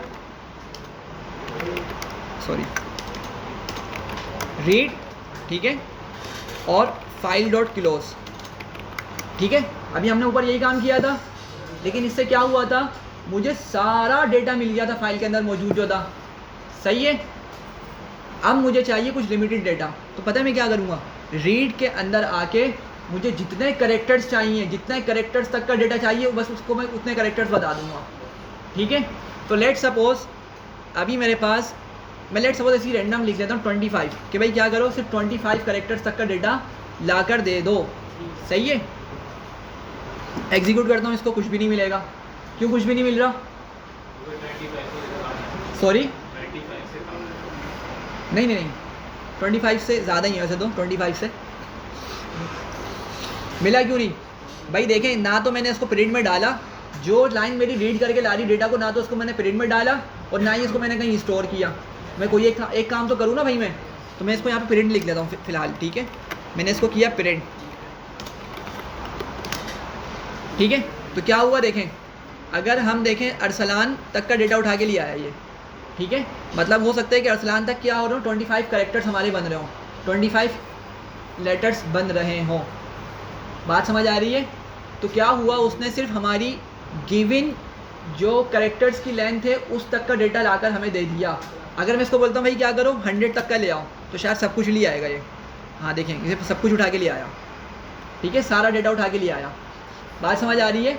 तो रीड के अंदर अगर हम कोई नंबर दे देंगे ना, तो क्या करेगा वो, उतने ही करेक्टर्स उठाकर ले आएगा, सही है।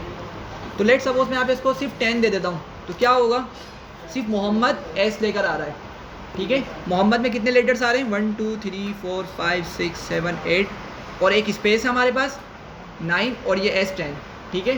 तो क्या हुआ, हमारे पास उतने ही लेटर्स, उतने ही करेक्टर्स का डेटा ये लेकर आ चुका है, बात समझ आ रही है, ठीक है।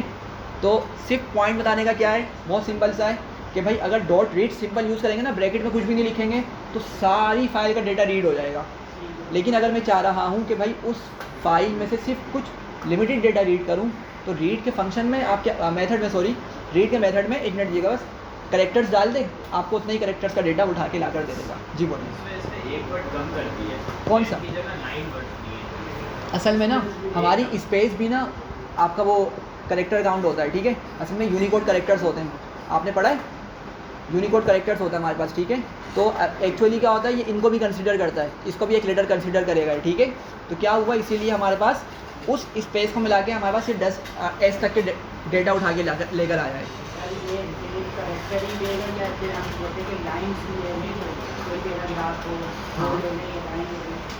हाँ हाँ, वो भी हो सकता है, बिल्कुल ज़बरदस्त, ये आगे आ रहा है, ठीक है, मैं बताता हूँ, ठीक है। अच्छा भाई, यहाँ तक क्लियर है सबको, यहाँ तक क्लियर है यार, आवाज़ तो निकालो, तुम्हारे हाथ उठ रहे हैं बस, समझ लो इसको, बहुत सिंपल सी चीज़ है, ठीक है, थोड़ा सा इंटरेस्ट पैदा कर लो। अच्छा भाई, अभी जो हम देख रहे हैं, आप क्या देख रहे हैं कि अब हमने रीड देखा, ठीक है। डॉट रीड क्या कर रहा है?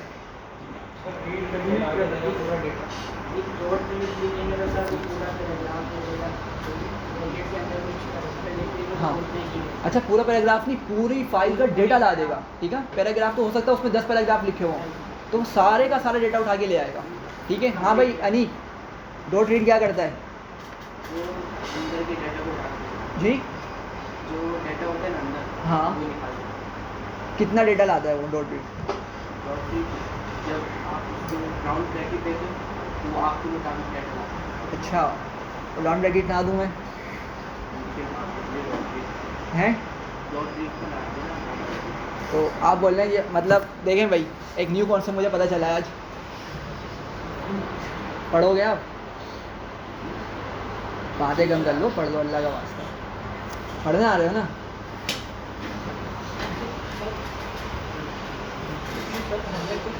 फॉर एग्जाम्पल हमारा डेटा खुद ही फिल हुआ है, किसी का डेटा रीड है तो कुछ फाइंड करना वो भी हो सकती है। आप क्या करें, देखें। अच्छा भाई, हम इसकी ना वैसे नेक्स्ट क्लास में इंशाल्लाह मैं इस तरह के क्वेश्चन बना के लाऊंगा ताकि आपकी प्रैक्टिस करवाऊँ। अभी मैं इसमें चाह रहा हूँ बस कॉन्सेप्ट आपको बता दूँ, ठीक है। डेफिनेटली आपको इसको रिकेप करना पड़ेगा, टॉपिक थोड़ा सा डिफ़िकल्ट है, समझ आ रहा होगा, मैं ये नहीं बोला समझ नहीं आएगा, लेकिन भूलते भी जा रहे होंगे पीछे, ऐसा है या नहीं है? पीछे की चीज़ें भूल गए होंगे, ठीक है। तो अगर आप इसका एक मरतबा जाके रिवीजन कर लेंगे ना, आपने कोई की पॉइंट नोट किया हुआ, जब वीडियो अपलोड कर दूँगा उसको एक मरतबा दोबारा से देख लीजिएगा, तो आपकी चीज़ें दिमाग में बैठ जाएंगी, ठीक है। अच्छा अभी क्वेश्चन आया, अच्छा सा क्वेश्चन है कि अगर मेरे पास फॉर एग्जांपल एक फ़ाइल है, उसमें फॉर एग्जांपल कोई डेटा मौजूद है, जैसे कुछ पैराग्राफ्स लिखे हैं उसके अंदर। अब अगर मैं चाह रहा हूँ, हाँ भाई उवैस सवाल का आंसर करो मुझे, अगर उस डेटा के अंदर जो फाइल में मौजूद है, मैं उस फाइल के अंदर जो डेटा मौजूद है उसमें कोई स्पेसिफिक वर्ड तलाश करना चाह रहा हूँ या कुछ स्पेसिफिक उसमें नंबर तलाश करना चाह रहा हूँ, किसी का नेम तलाश करना चाह रहा हूँ उस डेटा के अंदर, तो इसको किस तरह कर सकता हूँ मैं? क्या है पॉसिबल है? पहले तो इसको देखें, क्या ऐसा पॉसिबल है कि मैं उस डेटा के अंदर जो फाइल में मौजूद है उसमें कुछ चीज़ फाइंड कर सकूँ, उसमें कुछ चीज़ सर्च कर सकूँ, ठीक है। लेट सपोज कि भाई एक पैराग्राफ लिखा हुआ है, उसमें किसी स्टूडेंट का नेम आ रहा है, ठीक है। अब मैं ये चेक करना चाह रहा हूँ कि भाई उस पैराग्राफ में वो नेम मौजूद है या नहीं, तो क्या ऐसा पॉसिबल है कि मैं तलाश कर सकता हूँ, मैं फाइंड कर सकता हूँ उस पैराग्राफ के अंदर? आप लोगों की लॉजिक क्या बोल रही है? क्वेश्चन समझ आ रहा है? पहले क्वेश्चन सिंपल सा है, ठीक है। तो क्या ऐसा पॉसिबल है? जी होना तो चाहिए सर। होगा, ठीक है। अब मुझे बताएं होगा कैसे? पॉसिबल है, ठीक है, पॉसिबल है, होगा किस तरीके से? अभी तक जो मैंने पढ़ा उसमें ये चीज़ कवर हो रही है। सर वो जो नाम चाहिए या तो वो लिख देंगे दो रीड में, या फिर जैसे वो इंडेक्सिंग वगैरह कुछ वो करना पड़ेगा। इंडेक्सिंग नहीं होगी इसके अंदर, नाम वाला आपने सही बताया। बाकी बताइए भाई कोई, किस तरह करेंगे हम ये? भले लॉजिक बता दें, मैं नहीं बोला कोड बता दें, मुझे सिर्फ लॉजिक बता दें अगर समझा सही से। डॉट रीड में नंबर की जगह हम वो लिख देंगे। क्या लिख देंगे? नहीं नहीं नहीं नहीं भाई, डॉट रीड सिर्फ नंबर्स लेता है। अगर आप उसमें नंबर्स नहीं देंगे तो सारा डेटा लेकर आएगा। अगर डॉट रीड के अंदर नंबर्स दे देंगे, नंबर्स मतलब करेक्टर्स बता देंगे, इतने करेक्टर्स लेकर आओ, तो वो आपको करेक्टर्स ला के देगा, उसके अलावा काम नहीं करता ये, आपको मतलब सर्च करके नहीं देगा ये। अच्छा भाई देखें, इसका आइडिया बहुत सिंपल सा है, अभी अभी डिस्कस किया है। डॉट रीड हमने देखा था ना भाई, देखें मैंने क्या किया था, जब मैंने फ़ाइल को रीड किया था, मैंने सबसे पहले क्या किया, सारा डेटा उठा लिया फाइल का, उठा के किस में सेव कर दिया? नेम्स में सेव कर दिया, ठीक है। अब ये डेटा नेम्स में तो आ गया ना, अब मैं क्या इस नेम्स के अंदर तलाश नहीं कर सकता? क्या मैं इस नेम्स के अंदर सर्च नहीं लगा सकता?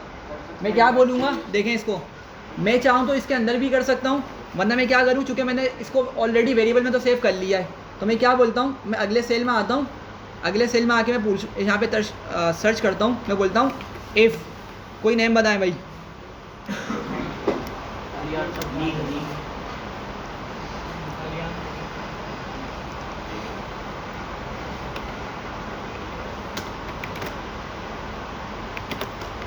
इफ़ आलियान इन किस में?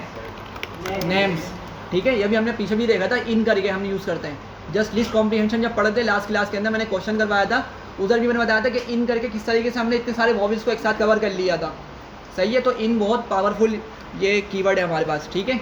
तो क्या बोल दो, parent yes the name is in the file, क्योंकि फाइल से डेटा उठाया ना हमने, वरना क्या करो, else print no name is found. सही है।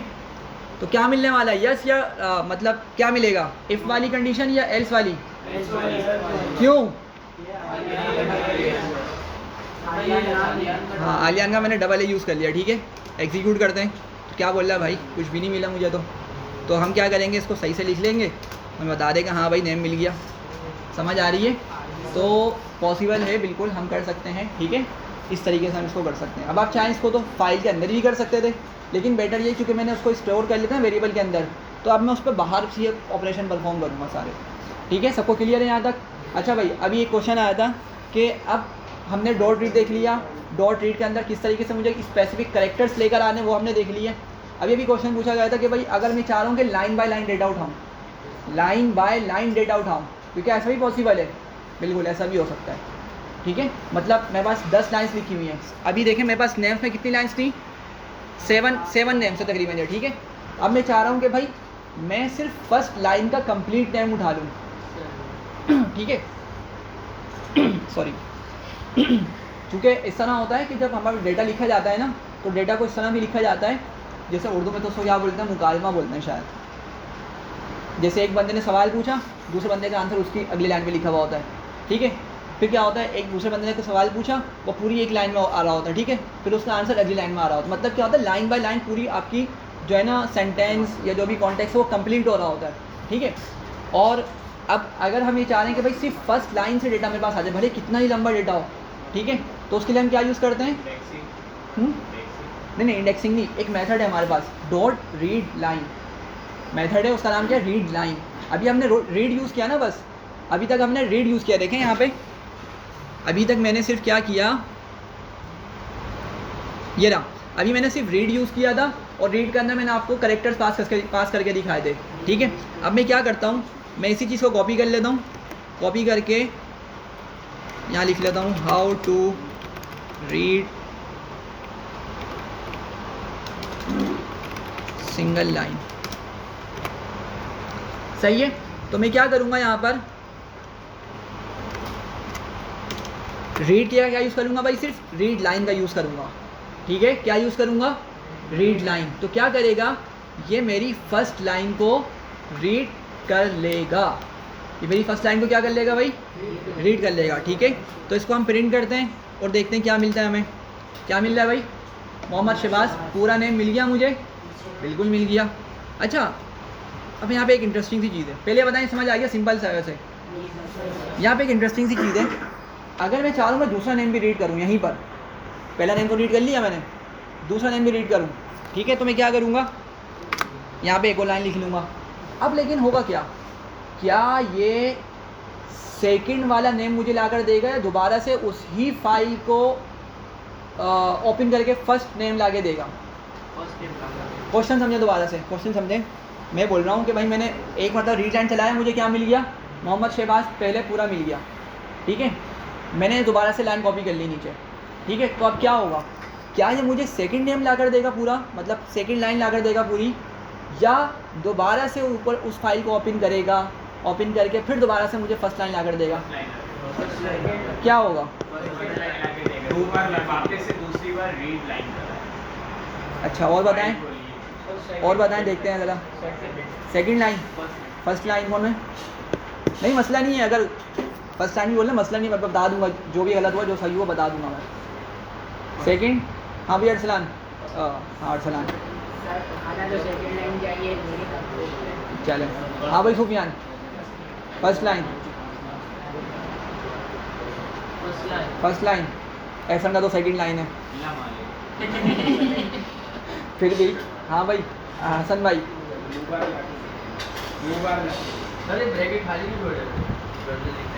क्यों लिखे हैं भाई अभी तो बताए आपको, अगर पूरा डेटा चाहिए तो आप क्या करें, सिर्फ रीड लाइन लिखें, करेक्टर्स चाहिए कुछ तो आप उसके अंदर फिर डेटा लिखेंगे जी, फर्स्ट लाइन। अच्छा भाई देखें होगा क्या, बात समझें, देखें लाइन बाय लाइन एग्जीक्यूट करें। यहाँ पे फाइल ओपन हो गई, हो गई, ठीक है, यहाँ पे फाइल को हमने क्या किया, रीड लाइन, मतलब वो क्या करेगा, पहली लाइन को रीड करेगा, ठीक है। पहली लाइन में क्या करेगा, रीड करेगा, सही है। अच्छा अब दोबारा से यहाँ पे समझें, कर्सर जो है ना मेरा कर्सर, वो क्या होगा, जब वो पूरी लाइन को रीड कर लेगा ना तो कर्सर को कहाँ छोड़ देगा ये कंपाइलर, वहीं उसी लाइन के एंड में छोड़ देगा। पूरी लाइन रीड करी ना इसने पहली वाली, इस डॉट रीड लाइन की मदद से क्या हुआ, इस पूरी चीज़ की मदद से पूरी लाइन इससे रीड करी। अब वो लाइन जितनी बड़ी थी, कर्सर को उठा के, जो बिलिंक हो रहा होता है मेरे पास, ठीक है, फाइल पे बिलिंक हो रहा है, इस कर्सर को उठा के कहाँ छोड़ देगा, ये एंड में छोड़ देगा, बिल्कुल लाइन के एंड में, ठीक है। तो जैसे मैं डॉट रीड लाइन दोबारा से लिखूंगा तो क्या करेगा, अब वो लाइन उस कर्सर को उठा के कहाँ ले आएगा, अगली लाइन पे ले आएगा, ठीक है, अगली लाइन पे ले आएगा, और फिर क्या करेगा, उस लाइन को दोबारा से पूरा रीड करेगा, और फिर कर्सर को दोबारा क्या करेगा, सेकंड लाइन के एंड में छोड़ देगा। बात समझ आ रही है। तो टेक्निकली तो हमें क्या मिलना चाहिए भाई, दोनों नेम्स मिलने चाहिए, फर्स्ट भी और सेकंड भी, ठीक है। तो देखें भाई क्या हुआ, हमें नेम मिल गया, नेम मिल गया, सही है। लेकिन एक मसला और आ गया, स्पेस क्यों ला रही है, ठीक है। पहले ये बताएं, यहाँ तक समझ आ गया सबको, रीड का मकसद समझ आ गया। रीड, जब हम रीड मोड में ओपन करते हैं तो किस तरीके से ये चल रहा होता है, जहाँ पर भी कर्सर होगा उसको वहीं छोड़ देता ही है, ठीक है। अब देखिए यहाँ पे एक बात दोबारा से मैं उसको रिकॉल करूँगा। अभी मैंने बताया था आपको बफर मेमोरी का मैंने वर्ड यूज़ नहीं किया था, लेकिन मैं आपको बताया था कि जब भी हम फाइल को ओपन करते हैं ना, तो वो हमारे पास जो हमारे पास सिस्टम में मौजूद है, सेव हुई हुई है, उसको रैम में ले जाके पहले ओपन करता है, ठीक है। और रैम में ले जाके जब ओपन करता है ना, तो वो कहाँ पे ओपन होती है, बफर मेमोरी के अंदर। बफर मेमोरी एक मतलब जगह होती है रैम की, जहाँ पे क्या होता है, हमारा text character by character read होता है, मतलब लेटर बाय लेटर रीड होता है, ठीक है। तो क्या होगा, जब मैं इसको डॉट रीड लाइन दे रहा हूँ ना, पहली लाइन पूरी रीड हो गई, मतलब कर्सर शुरू में कहाँ पर होगा, जैसी फाइल ओपन होगी स्टार्ट में होगा, कहाँ होगा, स्टार्ट में होगा, बिल्कुल। अगर मैं फाइल खोल के दिखा भी दूँ यहाँ पर, तो मोहम्मद के एम के बिल्कुल स्टार्ट में होगा, ठीक है, पहले होगा जब फाइल ओपन हो रही है, ठीक है। अब ये क्या करेगा, मैंने इसका कहा रीड लाइन, मतलब पूरी लाइन रीड करो, तो इसने पूरी लाइन रीड करी और कर्सर को उठा के कहाँ भेज देना, इसने एंड में भेज देगा, ठीक है। अगर दोबारा इसको रीड लाइन मिलेगा तो क्या दोबारा फाइल ओपन करेगा ये, नहीं, फाइल तो ओपन हुई भी अभी तक, ठीक है, फाइल ओपन हुई भी। मैंने कहा इसी फाइल को ओपन रखते हुए अभी जो दूसरा काम भी करो, अभी मैंने फाइल क्लोज नहीं करी है, सही है। तो क्या होगा, कर्सर तो मेरा अभी भी कहाँ पर है, एंड फर्स्ट लाइन के एंड में मौजूद है, तो उसको जैसी दूसरी रीड लाइन की कमांड मिलेगी वो क्या करेगा, वहाँ से नीचे आएगा नेक्स्ट लाइन पर, और वो लाइन पूरी रीड करेगा। ये बात समझ आ रही है, ठीक है। अच्छा, लेकिन अब यहाँ पर आते हैं मसले पे कि ये इसने स्पेस क्यों दी। तो देखें, याद रखें, असल में ना रीड लाइन जो है ना, रीड लाइन जो होता है, ये क्या करता है, हमारे पास लेटर को अगली लाइन पे ले जाता है, ठीक है। क्या करता है, लेटर्स मतलब जो सॉरी लेटर नहीं, कर्सर को कहाँ करता है, नेक्स्ट लाइन पे ले जाता है ये, ठीक है। क्या करता है, नेक्स्ट लाइन पे ले जाता है। तो ये मसला किसकी वजह से आ रहा है, देखिए हमने शुरू में पढ़ा था, प्रिंट का भी पढ़ा था हमने। प्रिंट में अगर मैं आपको दिखा दूँ एक मरतबा, अगर मैं सिर्फ प्रिंट यहाँ पे फंक्शन लिखता हूँ, ठीक है, तो देखिए यहाँ पर एंड देख रहे हैं, ये सब एंड दिख रहा है, ठीक है। एंड में यहाँ पे सही से दिखा नहीं रहा ये, खैर नहीं, एंड तो दिखा रहा है, लेकिन असल में दिखाना चाह रहा था मैं, एंड जो होता है ना आपका फॉरवर्ड सिलेक्शन होता है। एंड क्या होता है, एंड जो है फॉरवर्ड सिलेक्शन होता है। इसमें हमने 10 क्वेश्चंस भी किए थे शुरू में, ठीक है, तो आप लोगों ने उसको करके दिखाए थे। तो असल में ये प्रिंट भी क्या करता है, अलग लाइन पे कर्सर को ले जाता है, रीड भी क्या करता है, रीड लाइन भी अलग लाइन पे ले जाएगा कर्सर को। तो 2 मरतबा जब उसको बैकवर्ड सिलेक्शन मिलेगा तो वो एक लाइन छोड़ के आगे आ जाएगा। तो इसको हल करने का तरीका क्या है भाई, सिंपल सा, हम यहाँ पे कोमा लगाएं, एंड इक्वल्स टू क्या कर दें, नन। इसी तरह यहाँ पे कोमा लगाएं, एंड इक्वल्स टू क्या कर दें, नन। अब ये सही हो जाएगा, सही है भाई, क्लियर हो गया किस तरीके से काम हुआ है, क्लियर है, ठीक है। अच्छा, एक और बात आप लोग बताएं, डॉट रीड क्या करता है, जल्दी जल्दी भाई। हाँ, पूरी फाइल का डेटा को रीड करके उठा के ला के दे देता है। डॉट रीड में अगर मैं करेक्टर्स पास कर दूं ब्रैकेट्स के अंदर, तो क्या होता है,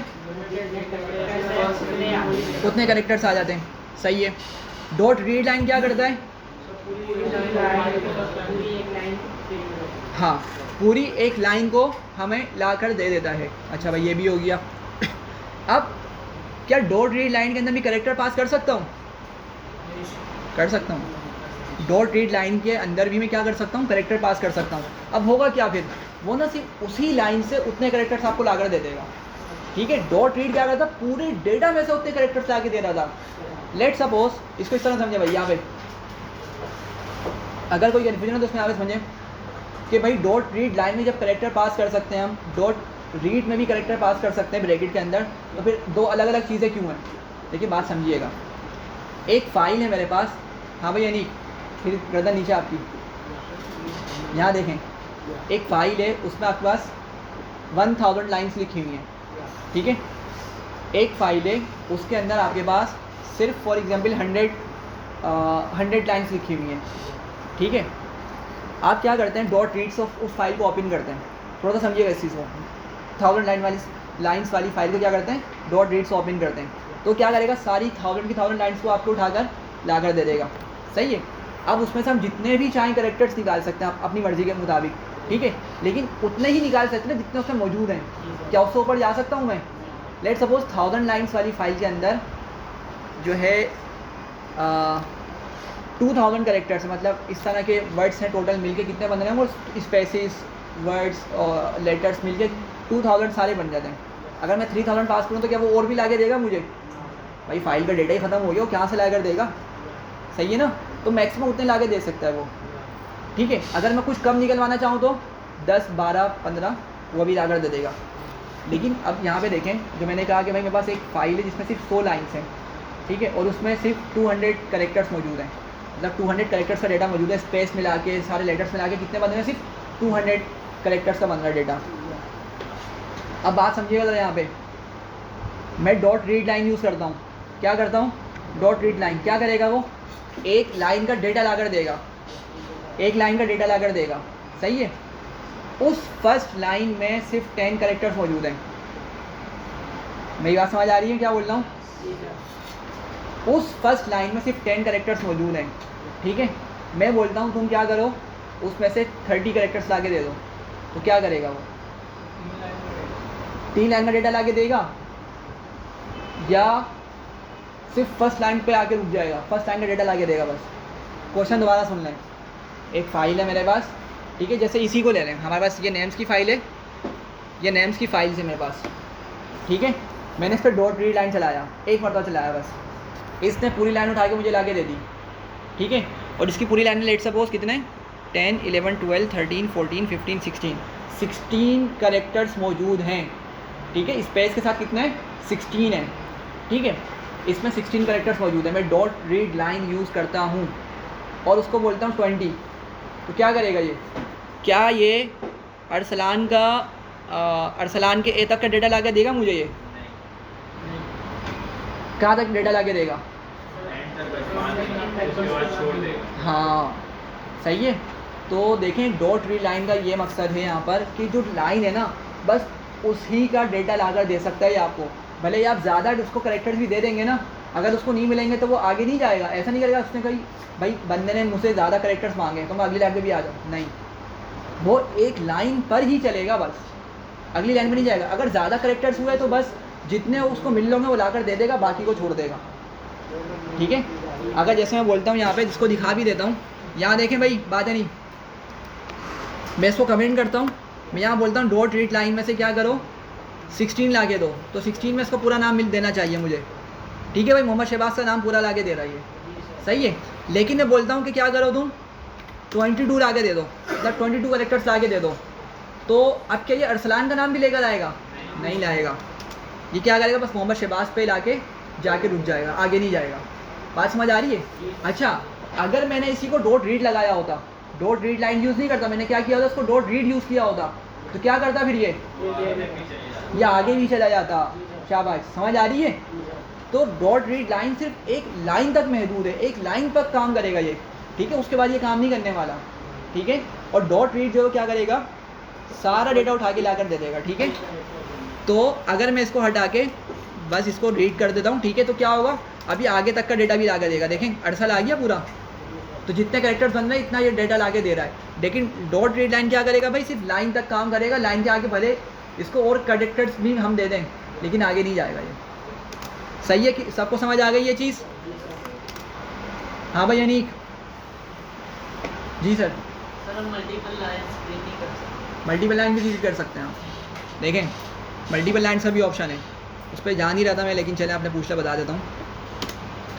देखें जब मैं यहाँ पर देखें सारे मल्टीपल लाइंस भी रीड कर सकते हैं। अभी तो हम क्या कर रहे थे, बारी बारी लाइन को रीड करने के लिए हर मरतबा रीड लाइन का यूज़ करते हैं। देखें मैंने दो लाइंस को रीड किया था ना, इन दो रीड लाइंस की मदद से रीड किया था। 2 लाइंस का डेटा मैंने 2 रीड लाइंस यूज़ करके उठाया था। देखें ना भाई यहाँ पे मोहम्मद शहबाज अरसलान, ये 2 लाइंस में मौजूद है डेटा, ठीक है। मैंने इन दोनों डेटा को 2 मरतबा रीड लाइन यूज़ करके उठाया। तो क्या अगर मैं चाह रहा हूँ कि मेरे पास लाइन बाय लाइन डेटा आ जाए तो क्या ऐसा पॉसिबल है? ऐसा भी पॉसिबल है, ठीक है। देखें क्या होगा, फिर मुझे रीड लाइंस यूज़ करना पड़ेगा। मैं फाइल के बाद क्या करूँगा, रीड, और ये देखें लाइंस लिखूँगा ना, तो क्या करेगा ये, क्या करेगा, मैं इसको कमेंट करता हूँ और इसको प्रिंट करके दिखाता हूँ। ये आपको ना, अच्छा पहले ऐसी बताएं कि क्या ला के देने वाला है। रीड लाइंस, लाम से समझ आ रहा है क्या करने वाला है? हाँ, अब पता है क्या करेगा, ये ना लाइन बाय लाइन डेटा आपको लाकर देगा, मतलब सारी लाइंस लाएगा आपको ये। अब ये सारी लाइंस लेकर आने वाला है, जैसे डॉट रीड काम कर रहा था ना, उस तरह काम करने वाला है ये, लेकिन थोड़ा सा डिफरेंस है। वो क्या करेगा, डॉट रीड पूरा का पूरा डेटा उठा के एक ही मरतबा ले आता था। ये क्या करेगा, हर लाइन को ना एक क्या करेगा, एक लिस्ट का एलिमेंट बना देगा। देखें मैं इसको थोड़ा सा क्या बोलते हैं, इसको बैक जाके समझाता हूँ। नेम ये रहे, देखिए मैंने क्या किया था, मैंने पहली लाइन का डेटा लिस्ट के फर्स्ट एलिमेंट पे लिखा था, ठीक है। फिर मैंने नेक्स्ट लाइन का डेटा अलग से एलिमेंट में लिखा था। ये समझ आ रही है? मतलब हर लाइन का डेटा मैंने क्या किया था, एलिमेंट बना के लिस्ट में रख दिया था। तो जब मैं रीड लाइन चलाऊँगा ना, तो क्या करेगा, हर लाइन का डेटा मुझे इसी तरह ला के देने वाला है जिस तरह मैंने इसमें स्टोर करवाया था। मैं पहले चलाता हूँ, फिर दोबारा से इसको और एक्सप्लेन करता हूँ। देखें मिल गया आपको, लिस्ट जिस तरह मैंने पास की थी उसी तरह इसने डेटा लाकर दे दिया। ओएस अच्छा समझ आ गई भाई? तो डॉट रीड लाइंस भी हम इस तरह चला सकते हैं, लेकिन क्या करेगा, वो उठाएगा लाइन का ही डेटा भी, लेकिन सारी लाइंस का डेटा लेकर आएगा। फिर एक लाइन का डेटा उठाएगा, उसको एक एलिमेंट बना देगा लिस्ट का। अगली लाइन का डेटा उठाएगा पूरा डेटा, उसको सेकंड एलिमेंट बना देगा। फिर थर्ड डेटा उठाएगा, थर्ड लाइन का डेटा, उसको थर्ड एलिमेंट बना देगा। समझ आ रही है सबको? ठीक है जी, बोलें सुफियान। सर जैसे इसमें पूरा पैराग्राफ है, हाँ, तो हमें पूरा पैराग्राफ में सिर्फ दो या ढाई लाइन चाहिए, तो वो आधी लाइन आगे आधी लाइन कैसे आएगी? आधी लाइन कैसे आएगी? जैसे इसमें 3 लाइन्स है, हाँ, तो हमें पूरी 3 नहीं आधी लाइन चाहिए। आधी लाइन चाहिए ना, फिर आपको क्या करना पड़ेगा, आपको ना 2 मरतबा रीड लाइन लिखें और थर्ड मरतबा जब रीड लाइन लिखें उसमें कुछ करेक्टर्स पास कर दें। ऐसा नहीं हो सकता कि इसको किसी वेरिएबल में स्टोर करवा के ऐसा भी कर सकते हैं आप, इसको वेरिएबल में स्टोर कर लें। यहाँ पे आप लिख लें लिस्ट ऑफ नेम्स, इस तरह करके स्टोर कर लें और फिर आप लिस्ट ऑफ नेम्स को आगे प्रिंट करवा लें। ठीक है, इस तरह भी कर सकते हैं। सही है भाई, यहाँ तक सबको क्लियर है? नो सर कौन बोल रहा भाई? अगर नहीं आ रहा समझ तो भाई मालूम कर लें, गुस्सा नहीं कर रहा मैं, मालूम कर लें, समझ कर जाएं। ठीक है भाई, देखें टॉपिक जो है समझ आ रहा होगा, लेकिन मैं बार बार बोल रहा हूँ चीज़ें दिमाग से निकल रही होंगी, तो लाजमी घर जाके इसको रिवाइज कर लीजिएगा। ठीक है, बहुत इंपॉर्टेंट टॉपिक है ये वाला। ठीक है,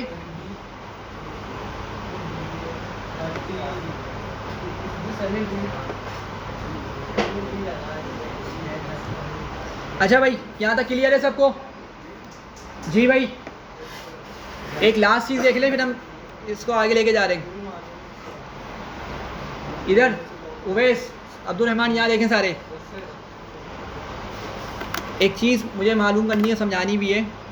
देखें मैं दोबारा से फ़ाइल ओपन करता हूँ। ठीक है, फ़ाइल ओपन करता हूँ मैं और ओपन, ठीक है, और मैं वही फ़ाइल ओपन कर लेता हूँ स्टूडेंट नेम्स डॉट txt और रीड मोड में इसको ओपन कर रहा हूँ। ठीक है, इसको रीड कर लेता हूँ मैं, फाइल डॉट रीड करूँगा। ठीक है, और अच्छा भाई फाइल डॉट रीड मैं यहाँ पे क्या कर रहा हूँ 10 लिख रहा हूँ, ठीक है। जी सर। और दोबारा से फाइल डॉट रीड करता हूँ और फिर 10 लिखता हूँ।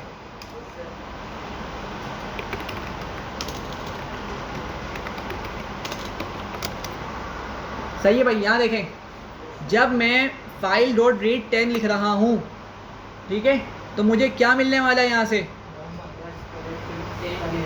मोहम्मद स्पेस एस, ठीक है। अभी पीछे हमने देखा था मोहम्मद स्पेस एस, सही है, यहाँ तक मिल गया। लेकिन अब दोबारा जब मैं रीड चलाऊंगा तो मुझे क्या मिलेगा, क्या दोबारा मोहम्मद स्पेस एस मिलेगा या उससे आगे का डेटा मिलेगा, उससे आगे का डेटा मिलेगा, सही है। चला के देख लेते हैं। सॉरी, प्रिंट में तो डाला नहीं इसको मैंने।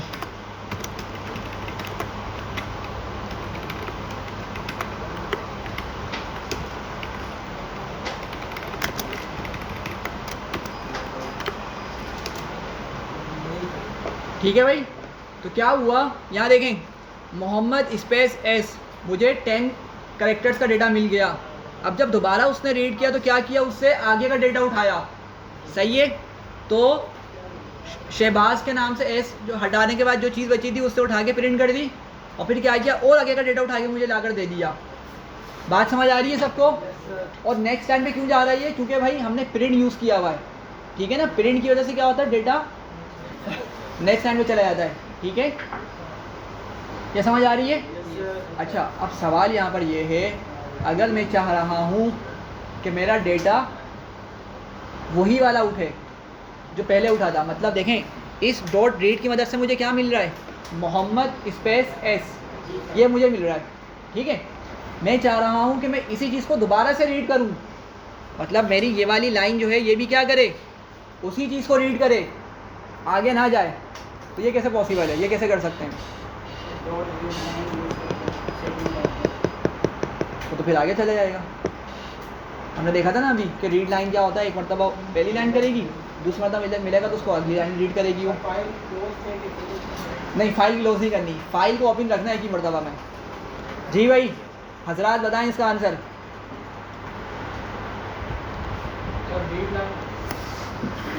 रीड लाइन से नहीं होगा। अच्छा, यहाँ पे देखें कर्सर वाला कॉन्सेप्ट तो सबको समझ आ गया ना कि कर्सर किस तरीके से वहीं खड़ा हो जाएगा, फिर हम दोबारा से उसको देंगे तो वहीं से चलना स्टार्ट करेगा। अब देखें होता क्या है, पाइथन के अंदर ना, खड़े हो जाओ, खड़े हो जाओ, जल्दी से खड़े हो, टाइम वेस्ट नहीं करो, 20 मिनट बाकी हैं बस। यहाँ आओ, यहाँ आ जाओ। आप वैसे भी कंप्यूटर की स्क्रीन पर दिख रहे हो, यहाँ पे आपको अच्छा दिखेगा उससे। अच्छा भाई, यहाँ देखें पाइथन में क्या होता है कि मेरा कर्सर वहीं पे जाके रुक जाता है जहाँ पे मैंने जितने कैरेक्टर्स निकाले थे, सही है। अब हमारे पास एक ऐसा मेथड होता है जो क्या करता है, उस कर्सर को ना उठा के जो भी हम उसको कमांड देंगे ना वहाँ पे ले जाएगा, ठीक है। थोड़ा सा इमेजिन करें, यहाँ पे मैं फ़ाइल खोल लेता हूँ, यहाँ पर मोहम्मद, क्या हो गया, इंटरनेट चल रहा है क्या, चल गया। अच्छा भाई, यहाँ देखें मोहम्मद स्पेस एस, यहाँ तक कितने कैरेक्टर्स बन जाते हैं भाई, 10 कैरेक्टर्स बन जाते हैं। तो मेरा जो रीड है ना वो क्या करेगा, कर्सर को यहीं पे लाके छोड़ देगा एस के बाद, सही है। अच्छा, अब मैं चाह रहा हूँ दोबारा जब रीड लिखूँ ना तो दोबारा से मोहम्मद स्पेस एस ही दे। तो अब इसको हम किस तरह कर सकते हैं, देखें ये जो कर्सर बिलिंग हो रहा है ना, इस कर्सर को उठा के मैं दोबारा से क्या कर सकता हूँ, स्टार्ट में लेके जा सकता हूँ, ठीक है। इस कर्सर को क्या कर सकता हूँ, दोबारा से मैं उठाकर स्टार्ट में लेके जा सकता हूँ।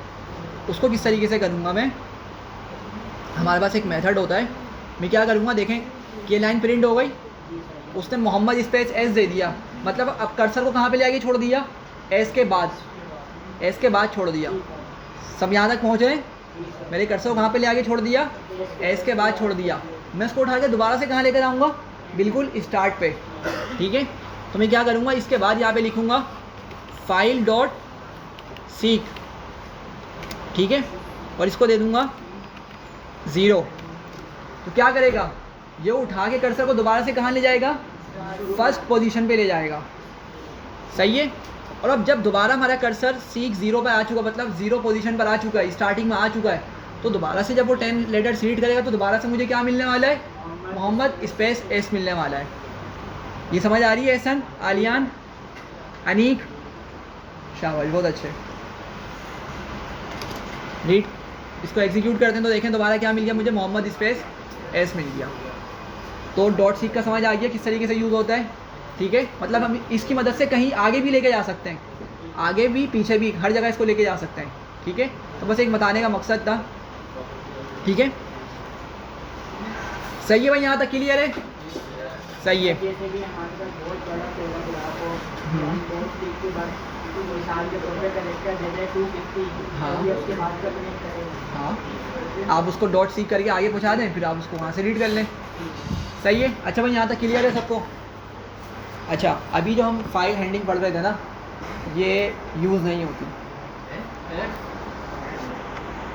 ये यूज़ नहीं होती, ठीक है। ये असल में पढ़ाने का मकसद ये था कि आप लोगों को थोड़ा सा इसका कॉन्सेप्ट डिटेल में बता दिया जाए, ठीक है। अब इसका एक एडवांस वर्जन यूज़ होता है, ठीक है। अब हम देखने लगे। अभी हम क्या करते थे, फाइल को ओपन करते थे, रीड राइट करके खुद से क्लोज़ करते थे। अब जो हम तरीका देखने वाले हैं ना, उस तरीके से क्या होगा कि हम फाइल को ओपन तो करेंगे, रीड राइट भी कर लेंगे। ओपन करने की हमें क्लोज़ करने की ज़रूरत नहीं है। वो जो हमारी कमांड होगी ना, वो ऑटोमेटिकली क्या करेगी, सारा काम करने के बाद उसको खुद ही क्लोज़ कर देगी, ठीक है जी। फिर बोल रहे हैं आप? तो क्या होगा, अब हम जो तरीका देखने वाले हैं ना, आप ये भी यूज़ कर सकते हैं, मसला नहीं है, ये आपके ऊपर है, ठीक है। लेकिन जो ज़्यादातर जो यूज़ किया जाता है ना मेथड, अब हम उसको देखने लगे तरीका, वो कौन सा तरीका है जो क्या करेगा, फाइल को ऑटोमेटिकली क्लोज़ कर देगा, और वो पावरफुल तरीका भी है, ठीक है। ऑलमोस्ट तकरीबन चीज़ें उसमें सेम ही है, बस उसके एंड में क्या है, हमें क्लोज़ करने की ज़रूरत नहीं पड़ती, ऑटोमेटिकली क्या करेगा, फाइल को खुद ही क्लोज़ कर देगा, ठीक है। तो अब हम देखने लगे, जो आपने पढ़ा है बिल्कुल एज इट इज़ उसमें सारा काम होगा, ठीक है, बस थोड़ा सा चेंज है उसके अंदर। अब वो मेथड क्या है हमारे पास, भाई इधर देख लें, बातें नहीं करें।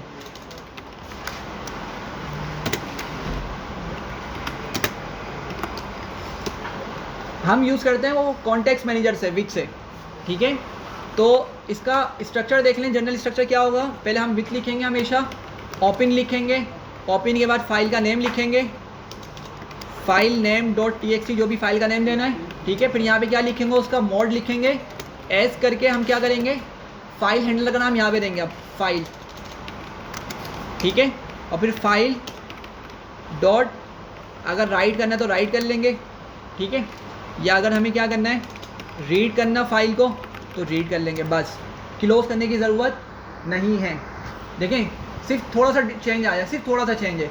हम यहाँ पे क्या कर रहे थे, फाइल को शुरू में लिखा करते थे, ऐसे ही है भाई। देखें, ओपन वाली स्टेटमेंट तो हमारी बिल्कुल सेम ही है।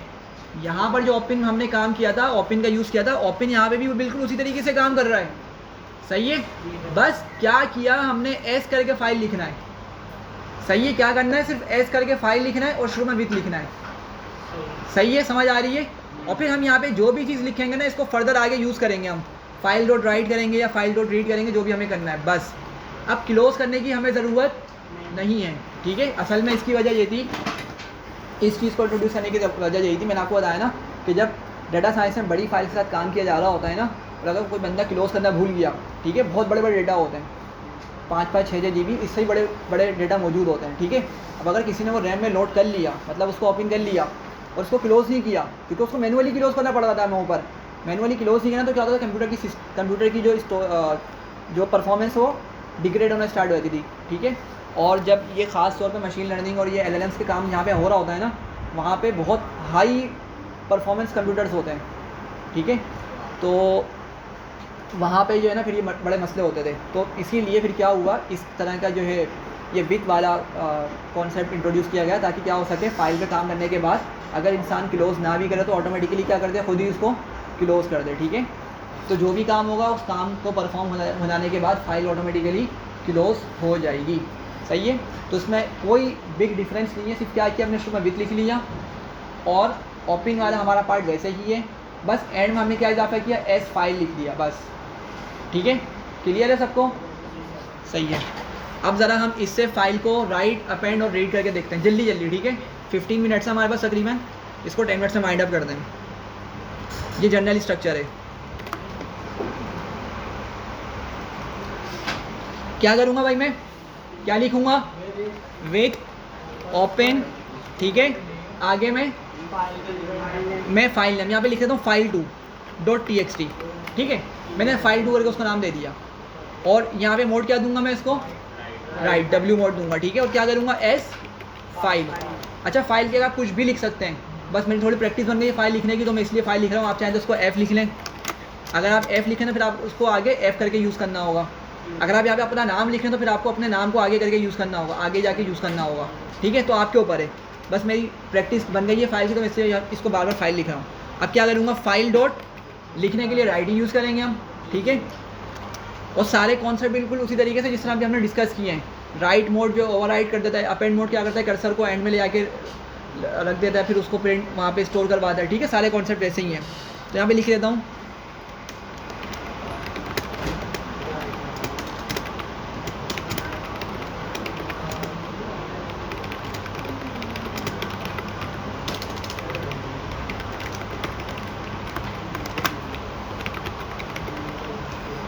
ठीक है भाई, बस सॉरी जैसे की जो बात करें जो अलग चीज़ है वो इसी के बाद आ रही है, वो कंटिन्यू है टॉपिक ना। वो अभी हम देखेंगे कि जब हम डेटा को स्टोर करेंगे ना, अभी मैंने कहा सिर्फ फाइल के अंदर हम, अच्छा मैंने आपको शुरू में क्लास में बताया था कि हम दो तरीके का डेटा फाइल में स्टोर कर सकते हैं। पहला कौन सा था भाई, स्ट्रिंग और बाइनरी। उसके अलावा फाइल के अंदर हम किसी और तरह का डेटा स्टोर नहीं कर सकते। इंटीजर भी इवन वो स्टोर नहीं करेगा। अगर मैं फाइल में कोई नंबर भी स्टोर कर रहा हूँ ना, ठीक है, तो नंबर भी किस तरह जाके स्टोर होगा, स्ट्रिंग फॉर्मेट में स्टोर होगा। अब हमने देखा था नंबर के दो फॉर्मेट्स हैं हमारे पास, एक तो इंटीजर और दूसरा फ्लोट है, ठीक है। तो वो इंटीजर और फ्लोट में जाके हमारे डेटा को फाइल के अंदर सेव नहीं करेगा, कर तो देगा लेकिन किस तरह, स्ट्रिंग बना के सेव करेगा। डिक्शनरीज, लिस्ट, टपल, सेट्स, वो डेटा को हमारे पास सबको स्ट्रिंग में कन्वर्ट करना पड़ेगा, फिर जाके वो डेटा को सेव करेगा हमारी फाइल के अंदर, वरना एरर दे देगा। उसको हम रीड करेंगे, ठीक है। तो फिर बताऊंगा कि जेसन की क्यों ज़रूरत पड़ी थी। अभी खैर हम इसको देख रहे हैं, मैंने ये लिख लिया और अब मैं फाइल को क्लोज नहीं करूँगा, बस मैंने ये लिख दिया। क्या करेगा, ऑटोमेटिकली उस फाइल को ये क्रिएट करेगा, ओपन करेगा, क्रिएट करने के बाद ओपन करेगा, ये मैं चीज़ लिखेगा और ऑटोमेटिकली क्लोज कर देगा, ठीक है। इसको हमने रन किया, फाइल हमारी बन चुकी होगी file2.txt के नाम से, ये देखें file2.txt आ गया। अब मैं क्या करूँगा, अब मैं इसको रीड करूँगा, ठीक है। रीड मैं इसी कमांड से करूँगा, विथ ओपन क्या करूँगा भाई, जल्दी से बताएं, file2.txt आगे।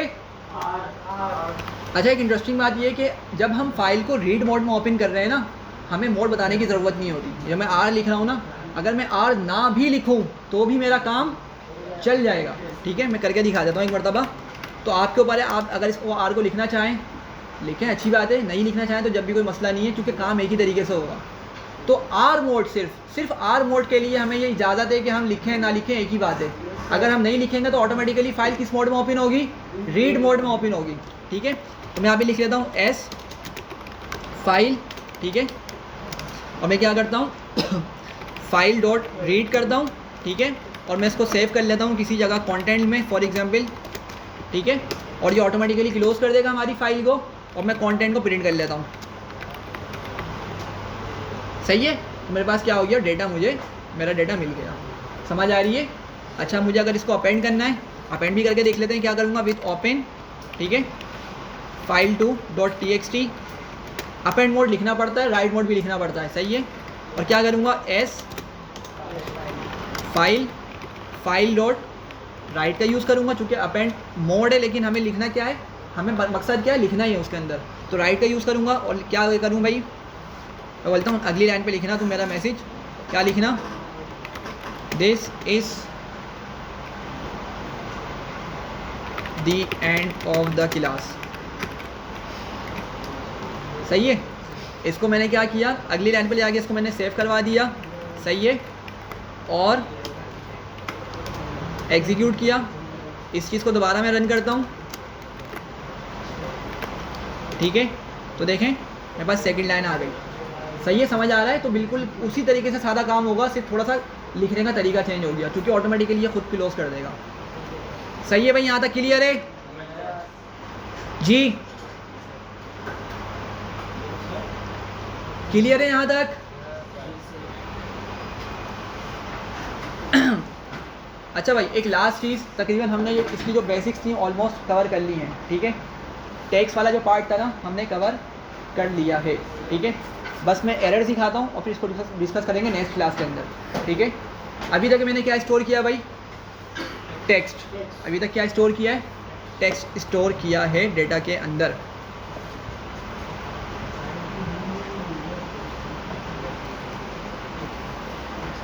ठीक है, तो मैंने कहा था कि भाई ये जो है ना सिर्फ टेक्स्ट डेटा हम इसमें स्टोर कर सकते हैं फाइल के अंदर, और कौन सा? Binary data. टेक्स्ट के अलावा हम कोई और सा डेटा स्टोर नहीं कर सकते। बाइनरी पे मैं नेक्स्ट क्लास में आऊँगा क्योंकि वो अलग थोड़ा सा लेंदी टॉपिक है। अभी मैं एक काम करता हूँ, मैं फ़ाइल को ओपन करता हूँ विथ ओपन, ठीक है, और मैं यहाँ पे लिखता हूँ numbers.txt। सही है, मोड क्या रखूँ भाई? अपेंड रखता हूँ, ठीक है, क्योंकि अपेंड भी क्या करेगा? न्यू फाइल क्रिएट कर देगा। तो चेक भी कर लेते हैं हम कि करता भी है या नहीं करता भाई। ये फाइल लिखूँगा, ठीक है, क्या करूँगा? फाइल डॉट राइट, मैं बोलता हूँ 45 मेरी इस फाइल में ले आके सेव कर दो। सही है, 45 की अभी डेटा टाइप क्या है? इंटीजर। ठीक है, तो क्या बोल रहा है? Right argument must be string not integer. इसको किस तरह का डेटा चाहिए? स्ट्रिंग चाहिए। इंटीजर ये एक्सेप्ट नहीं करता।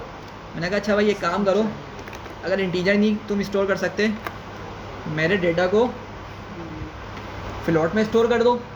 ठीक है, तो देखें क्या बोल रहा है कि भाई उसको अभी भी स्ट्रिंग चाहिए, फ्लोट भी उसको कबूल नहीं है।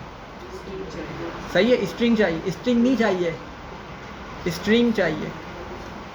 सही है, समझ आ रही है? अच्छा, मैंने कहा भाई चलो तुम ये ना करो, मैं क्या करता हूँ भाई, मैं लिस्ट बना रहा हूँ। इधर देखें सारे, मैं लिस्ट बना रहा हूँ, एक लिस्ट 1 नाम देता हूँ और मैं इसमें कुछ डेटा स्टोर कर देता हूँ 1 2 3 4। ठीक है, और मैं इस लिस्ट 1 को यहाँ पे पास कर देता हूँ। ठीक है, तो अभी भी क्या देगा? ये बोल रहा भाई लिस्ट भी मुझे कबूल नहीं है, मुझे क्या चाहिए? स्ट्रिंग चाहिए। ठीक है, मैंने कहा चलो डिक्शनरी भी ट्राई कर लेते हैं। ठीक है, और डिक्शनरी के अंदर मैं सिंपल सा लिख लेता हूँ नेम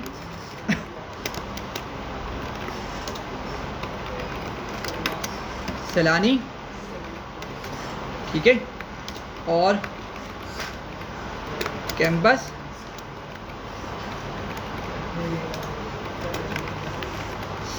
ठीक है, मैंने इसको डिक 1 में स्टोर कर दिया। मैं बोलता हूँ भाई मेरे इस डेटा को सेव कर दो, अब इसको तो सेव कर देना। ठीक है, वही numbers.txt की फ़ाइल मैंने रखी, मैंने कहा मेरे इस डेटा को सेव कर दो। तो देखें क्या बोल रहा है कि भाई स्ट्रिंग चाहिए, अभी भी इसको डिक्शनरी नहीं चाहिए। मतलब जो मैंने बात कही थी कि भाई सिर्फ टेक्स्ट डेटा ही हम इसमें क्या कर सकते हैं? सेव कर सकते हैं, स्टोर कर सकते हैं। और बात समझ आ रही है? इसके अलावा ये कोई और डेटा नहीं ले सकता। सही है, हाँ, अगर मैंने इसको स्ट्रिंग में कन्वर्ट कर दिया ना तो ये रख लेगा। ठीक है, मैं आपको करके दिखा देता हूँ। ये जो कोड है ना, इसको मैं क्या करता हूँ, बस 2 मिनट दीजिएगा। इस कोड को मैं क्या करता हूँ, कहाँ गया भाई, दोबारा से रन करता हूँ और मैं इसको ना स्ट्रिंग में टाइप कास्ट कर देता हूँ। सॉरी, मैं इसको स्ट्रिंग में टाइप कास्ट कर देता हूँ। तो अब क्या करेगा ये? इसको डेटा को ले आके सेव कर देगा। खोल के दिखाता हूँ मैं फाइल को। ठीक है, तो numbers.txt और देखें 45 आ गया। लेकिन 45 किस में सेव हुआ भाई? स्ट्रिंग फॉर्मेट, मतलब टेक्स्ट फॉर्म में गया ये। ठीक है, तो बाकी चीज़ों के साथ भी हम क्या कर सकते हैं? इस तरह स्ट्रिंग लगा सकते हैं।